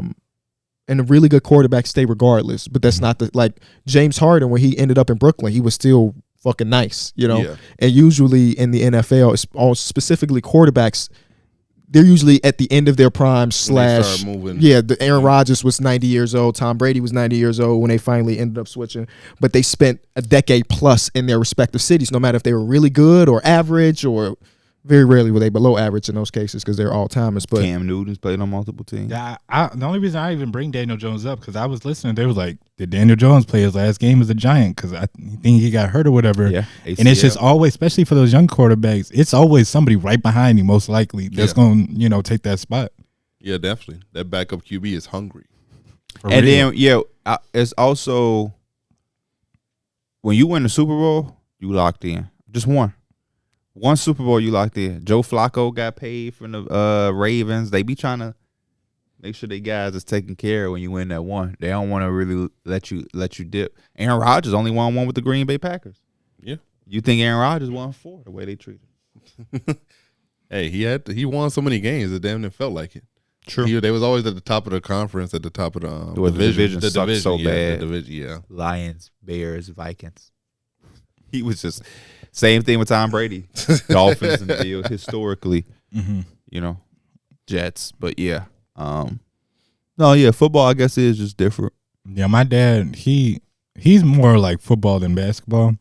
He's a big Bears fan, but it's weird because it had to be because he just fucking always watched the Packers too. But like he likes the Packers too, mostly because like Brett Favre and all that type of shit, and then obviously Aaron Rodgers. Wait.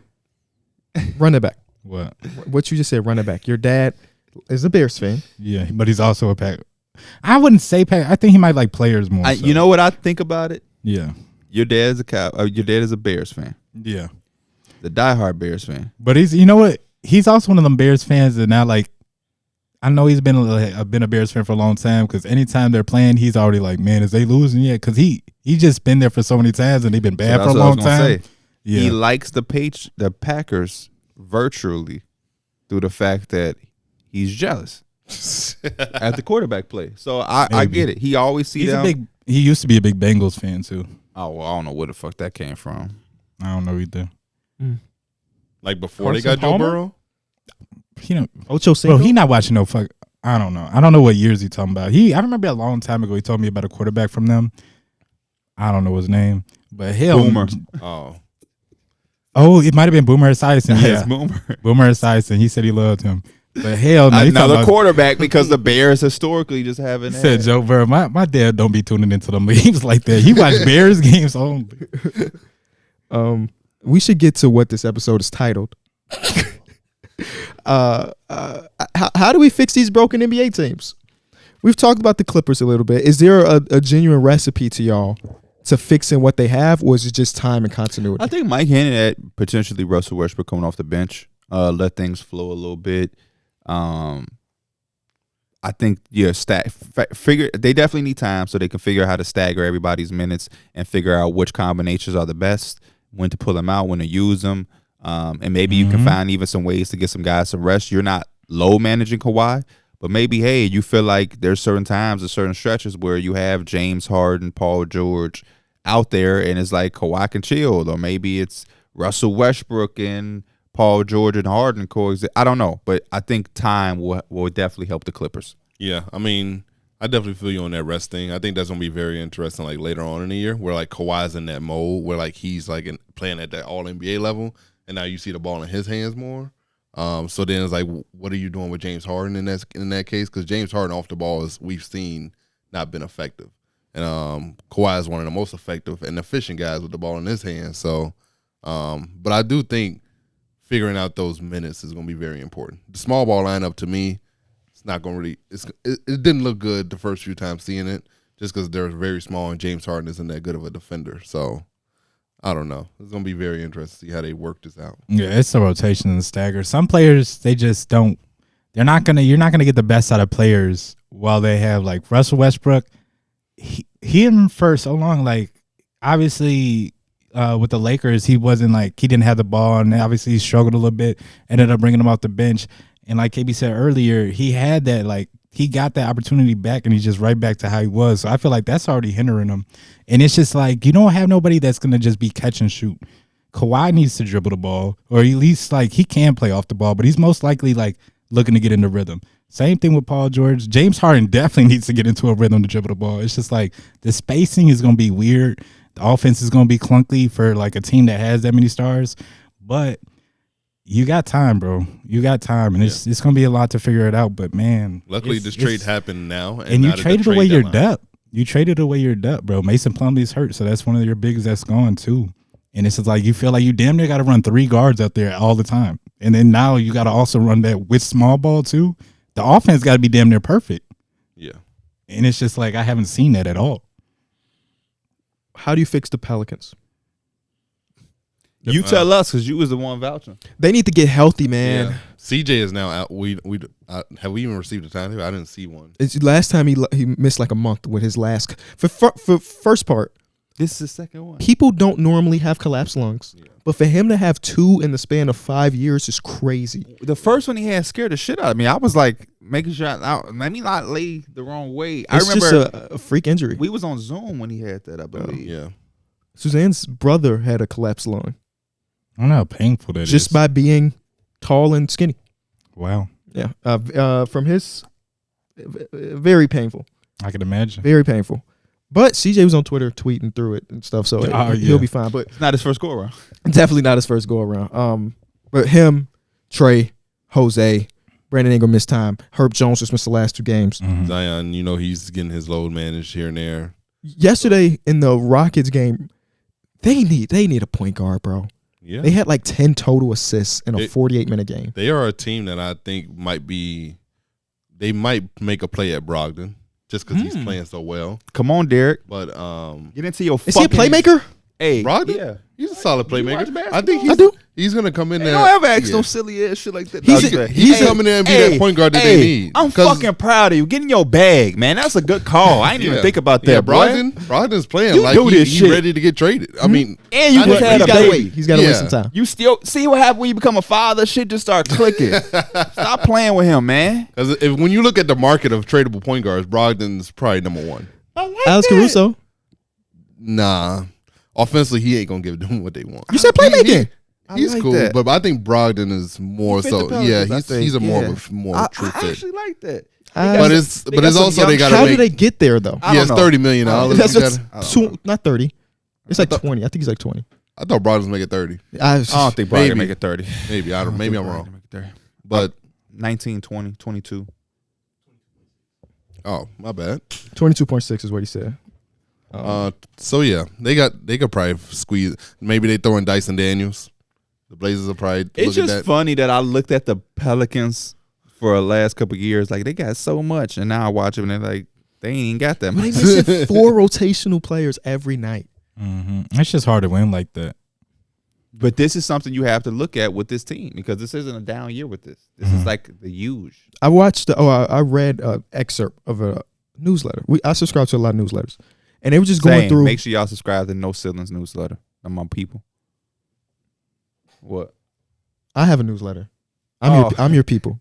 But they know that already. Subscribe to the Enjoy Basketball newsletter. You can be part of the 60,000 people that already subscribe. No, they were talking about 60,000. Hold up. Yeah.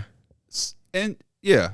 Subscribe to Enjoy Basketball newsletter. There's no way that they don't have triple digits. Oh, wait. On newsletters, bro, we're in the top 1%. Oh. Yeah, we're in the top 1% of newsletters, especially sports newsletters. So we appreciate y'all. I'm sorry. But more y'all go over there. Stop please playing. do. because we're selling ads on it finally. So please go on it. But just about the injury history, not just during the Zion Williamson era, but even going before that in the Anthony Davis era, and the before that in the Chris Paul era, that they've had nothing but terrible injury luck throughout the entirety of their franchise. And it's kind of crazy when you really think about it. Who was the guys getting hurt for Chris Paul teams? I don't know.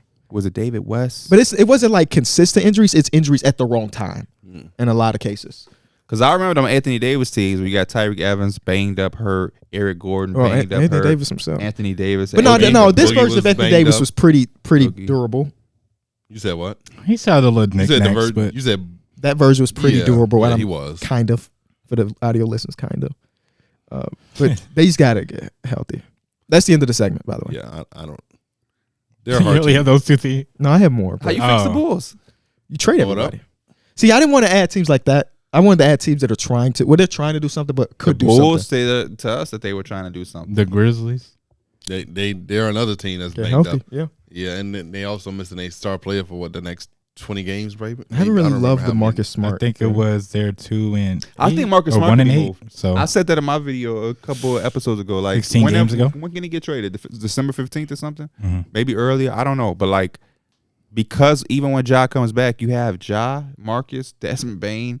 Like, they're going to have to find a way to pivot and make a move. They're not trading Ja, Desmond Bane, or Jaren Jackson. So the next valuable thing that you have is Marcus Smart. That's why it's not that I don't like Marcus Smart, but like I know that they're going to have to make a move at some point. They need a wing. They don't have any wings. And Marcus Smart is the only valuable thing outside of the guys that I believe they're not going to trade. So it's let me see if I can find this Bleacher Report article really, really quick.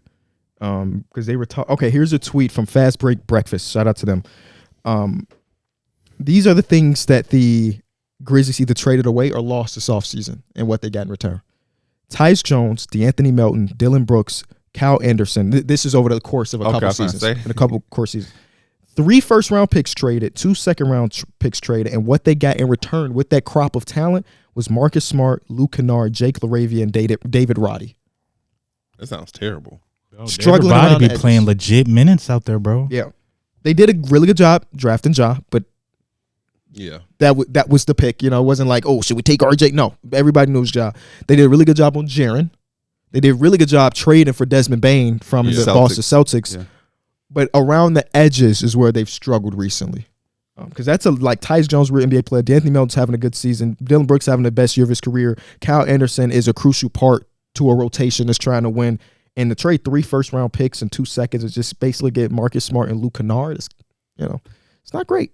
Yeah, probably a little overreaction on Dillon Brooks. Yeah, probably bring him back. The one thing about Dillon Brooks that I'm loving now, and we going all over the place, but whatever, is when you watch them over the last couple of years with Memphis, there was 3 possessions a game where he did some shit offensively. Like, what are you doing? Taking some shots he shouldn't have taken, trying to do too much. He's cut that down significantly in Houston, and that's right now I think he's 50-50-90. Yep. And like, he's just bought into his role a little bit more of not taking as many shots. I think he shot 15 shots last year, 15 shots the year before that, down to like 10. So he's sacrificing and clamping up LeBron, I guess. That is kind of crazy to think of Dillon Brooks taking 15 shots in a game. Yeah. One year he averaged 17, and it was always more than 17. Do y'all remember when I was talking about that series in the playoffs when he was averaging like 25 points? Yes, yeah. And he hasn't been that since his career high in averages is 18 points per game 2 years ago. And he took 16 shots a game this year and shot 30% from 3 and averaged 18. Like, that's insane. Yeah. That's just funny because y'all don't watch college basketball. I remember the Coach Oregon K thing. Oh, yeah.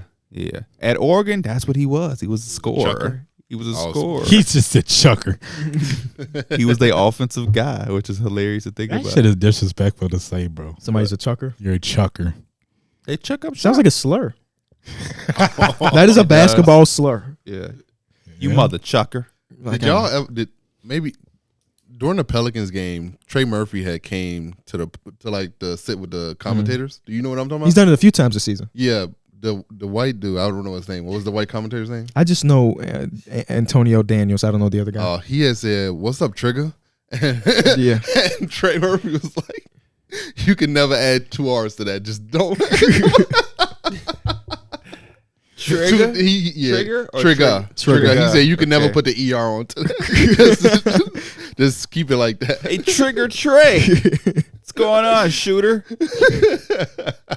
He like, man, is that a metaphor or are you being What you triggered? say? You said this a while ago, KB. He's talking about coaches. He's like, some people can't say his name too fast. He's talking about Vinny Del Negro. Oh, yeah. Vinny Del Negro. Where man. is he at right now? A Bulls phenomenal. You remember when he was the coach? He's senior with the The Bulls. Clippers coach? Didn't he coach the Magic too? No, I think he coached the Magic right before Steve Clifford took over. no, that's Frank Vogel. Yeah. Let's see. Quick. Oh, I typed. Y'all thought that Vinny dude. Del Y'all Negro's thought basketball Brian Damaris was wrong for going off on James Harden. Who? I just want to the dude that was the announcer. the announcer for the Mavericks or the. Oh, yeah. See, I don't. I wanted to give him his little credit. You're thinking of Scott Skiles. Oh, my His bad. name is Brian though. Frank Vogel is after. Oh, I don't know. I just looked up Vinny Del Negro and it wasn't there. But yeah, he went off Frank on him. Vogel coached the Magic, so you owe me $30,000. Was he wrong? You ask. I feel like he said what a lot of people probably was thinking. Content. What is everything he said? I just saw like little things on Twitter. He went through the lifespan of the playing career of James Harden. Talked about his relationship with Daryl Morey, that he should be lucky that he had Daryl Morey as his guy. Pretty much did everything he wanted. The big quote to take away is, James, you're not the beard, you're not the system, you're the problem. Yeah, that was.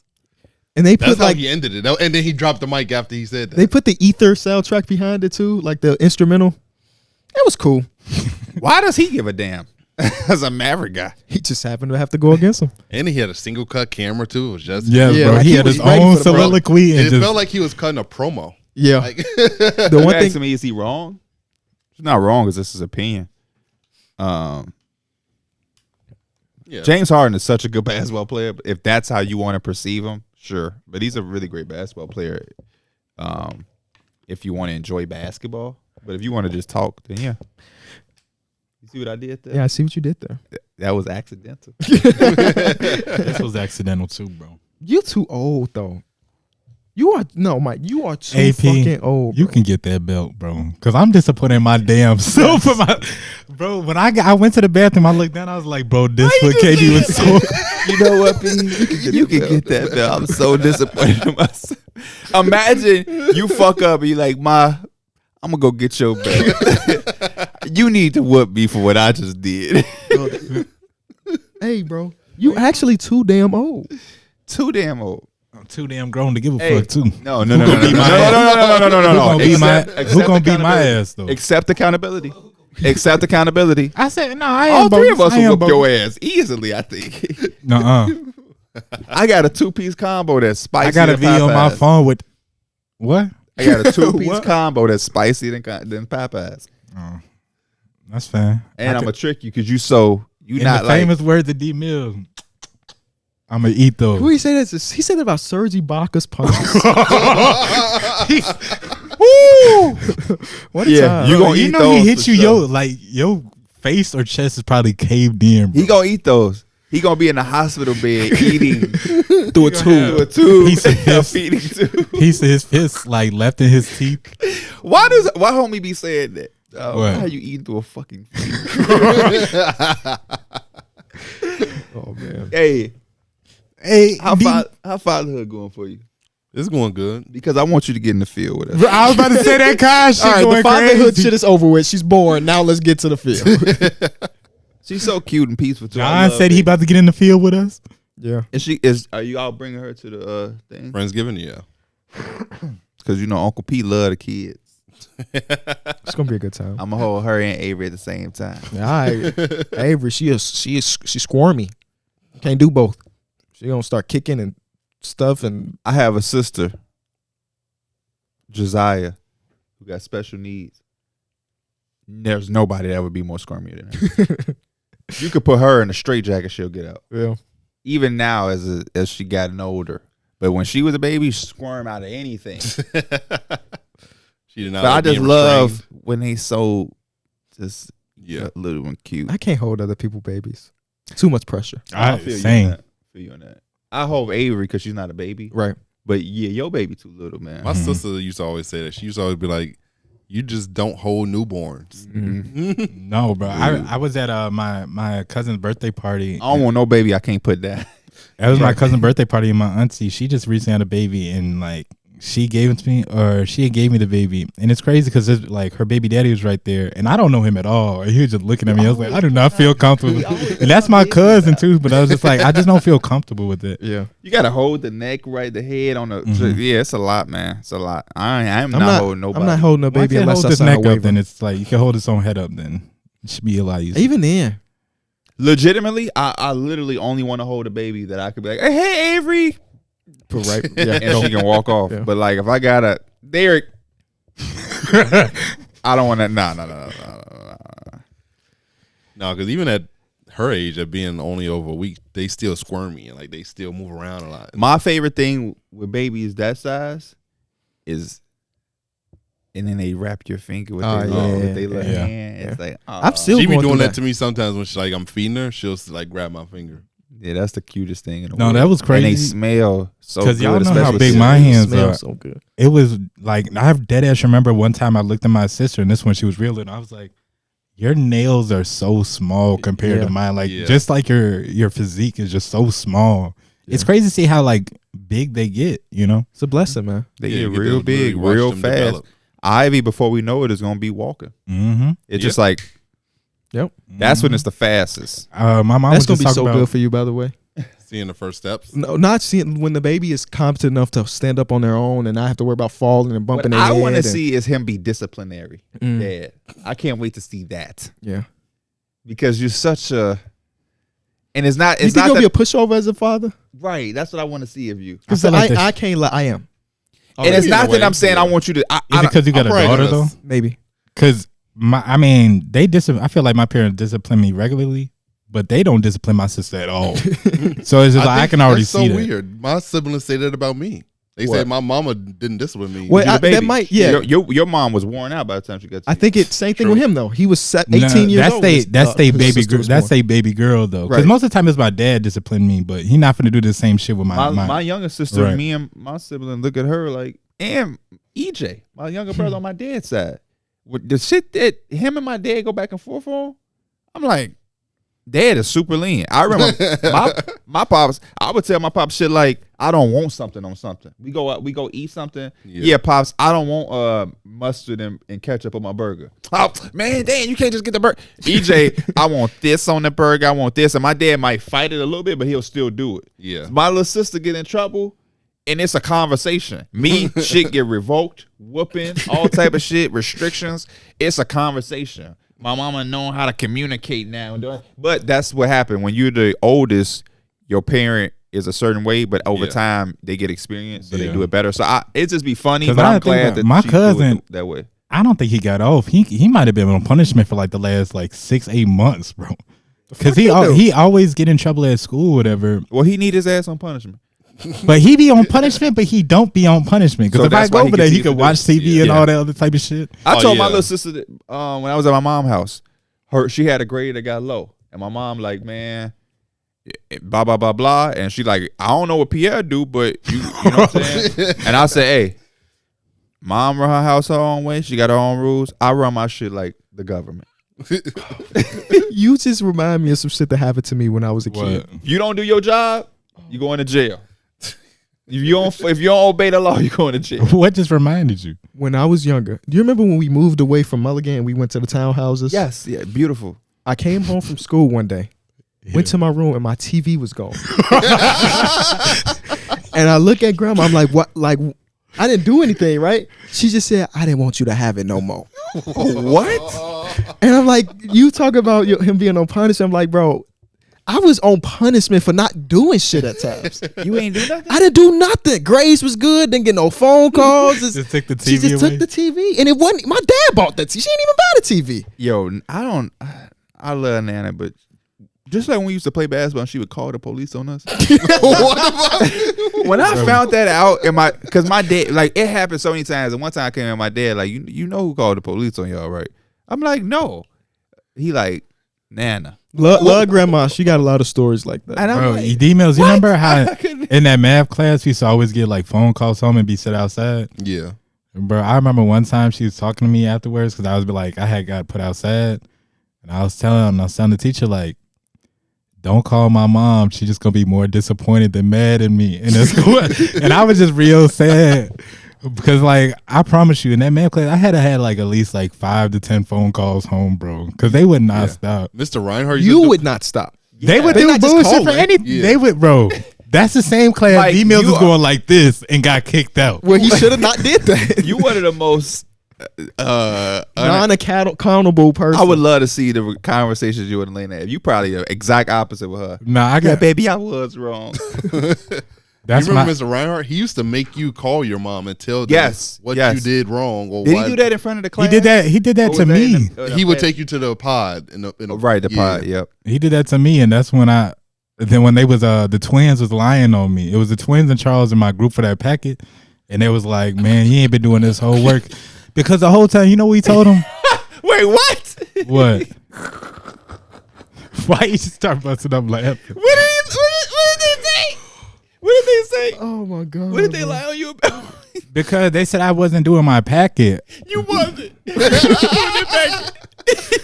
Had them boys doing all that. Bro, no. This is the twins and Charles. D-Mills know exactly what I'm talking about. He know what packet I'm talking about too. We used to have one every quarter. Yes. These packets is this big. Mr. Ryan? Yeah. Yeah. Nigga, I had them too. But you know how you work in the classroom, right? Yeah. We decided as kids was like, we can't work in here. It'll be better. Like we can concentrate better if we go to the library. Oh, okay. And so he never watched us. We just go to the library to work on our packets. So he ain't never see shit that went on. I was the one that was working on them packets, bro. They What made goofing off them- his shit. They lied on you to be They was goofing off his shit. Hey, you didn't have Mr. Reinhardt. Mr. Reinhardt used to get in kids' business. He did. I Like was in the gossip I and was stuff? dating this Yes. girl, Benita, and we broke up or whatever. We was going on and off, and Mr. Reinhardt gonna come and ask me about it. I told another girl I was a sex symbol. He gonna come ask me about it. You a sex symbol now? I just can't. I'm like, what are you talking about? I can't get over You the and fact Benita that you broke said up. Why y'all break up? Or whatever. I'm like, Mr. Reinhardt, who you who the fuck out of here? Get out the way. who you say he called thugs. The Oh, Memphis the Memphis- Tigers. Derrick Rose. Oh man. As a kid, I'm coming in class. I'm so excited. Mr. Reinhardt, man, you see Derrick Rose them doing their thing? I'm not rooting for those guys. I'm what? Who in Chicago not rooting for Derrick Rose right now? Yeah, they sagged their pants, got tattoos. And at the time, I'm like, oh, fuck what you talking about. But years later, retrospect, I'm like, boy, your ass is crazy. I'm catching on now. Because at the time, I was what, 12? So I was just like, oh, he bugging. But then, There's probably so many quotes from teachers that you probably don't remember that were probably like low key racist. yeah, for Yeah, sure. probably, That was yeah. one of them, for sure. I remember Isaiah Lee. Y'all remember Isaiah? Oh yeah. Yep. Isaiah Lee called Mr. Reinhardt a liar, and that man flipped out. He flipped desk and shit, like, Mr. Reinhardt did have a temper. or called him a cheater or whatever. On everything in 5th grade, I saw a teacher body slam a student. I saw word to bro. You could probably ask. I don't know if Kyrie was in my class there.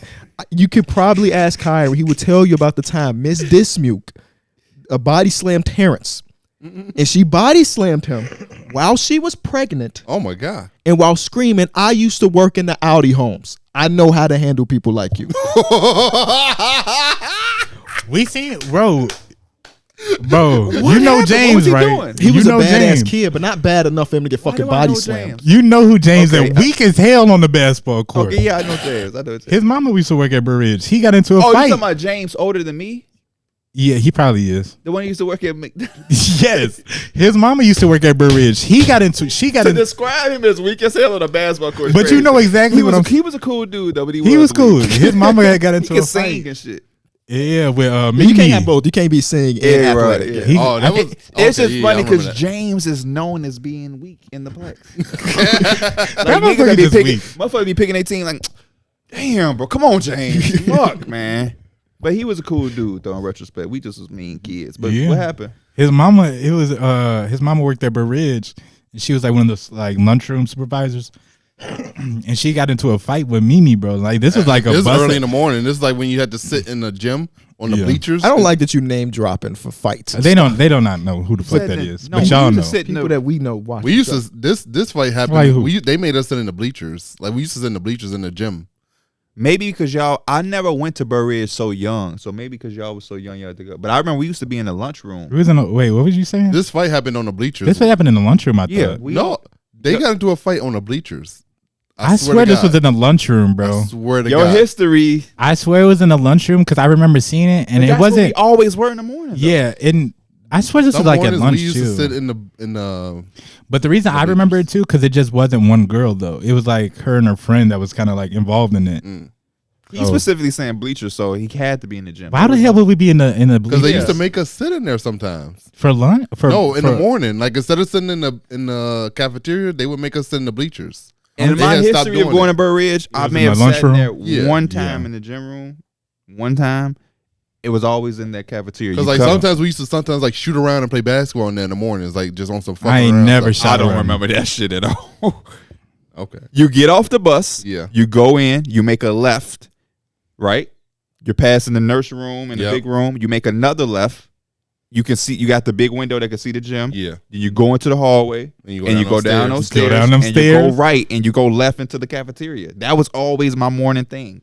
Oh, I remember sitting in the cafeteria. Think how foul it That's is. what I just said. Not the cafeteria, Oh. on the bleachers. Oh yeah, because you can even get some They used to have the French toast sticks. shit like that. Yeah, Yeah. to look. I was gonna say, how did you get orange breakfast juice. then? Yeah, how did you get the breakfast? No, Hey, you sir. could get breakfast. You would eat it in there, and then And you they would take leave. it to the lunch in the gym. No, and then you Oh. would eat it in there, then you would leave and go to the bleachers. I do not remember this shit, man. Bro. I'm not saying you're wrong. I just don't remember. But I just how feel did they bad. fight?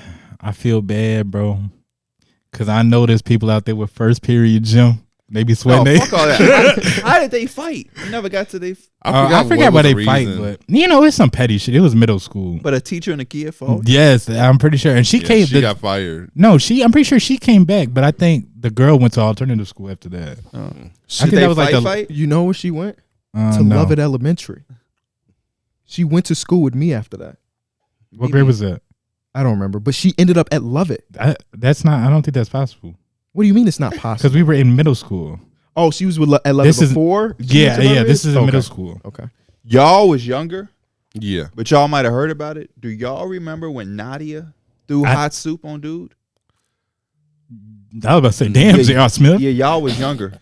Nadia Nadia and this- sounds familiar though. Nadia, yeah, she was in my grade. So Nadia went to high school, not the streamer. But we they got into it, and we had we would get chicken noodle soup. Well, they would. I always brought up my own lunch, and her and the dude getting into it, whatever. You see it. She took that soup. He says, Bro. Hey, Oh my God. That got to be a terrible experience to go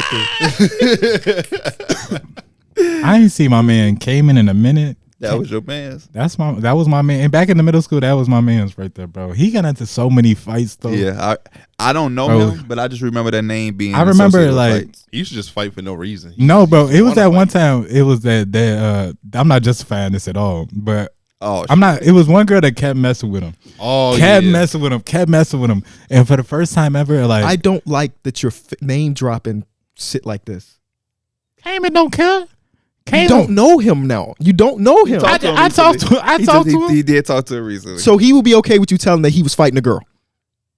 That shit is in the past. It's a quarter. What do you say? It's like It's a quarterback. This shit He is said, all in "Oh, the past. Go ahead. You done started already. But yeah, that was the first time I ever seen somebody like. This shit go viral. He get fired. That's what I'm saying. Like, there's implications to stuff like this. Old stories come up all the time, and people he have worked it out. consequences He worked later. it out with his words, and it was a beautiful story. But man, Yeah, I think, remember- Sometimes I I think wish that you could tell the stories just without mentioning the names. That's all. I wish I can go back to. y'all middle remember school when some LaShawn days. brought that gun to school? That's the type of shit. LaShawn is a fictional What? character. What's the name? Fuck, bro. Yeah, that's what Mike on right there. Dion. He keep, bro, stop. This has this is nothing, but it's one of the funniest stories, I swear. My homie Dion. Yes, bro. He was roasting the bus driver because the Oh, bus driver would not pull off. He was like, bro, y'all got to sit down. Y'all got to sit down before I go. He was like, man, if you don't sit your old country ass down. He said something goofy. He was like, Montgomery, Alabama ass nigga. I was like, bro. Dion ass was wild when we was younger. He was wild.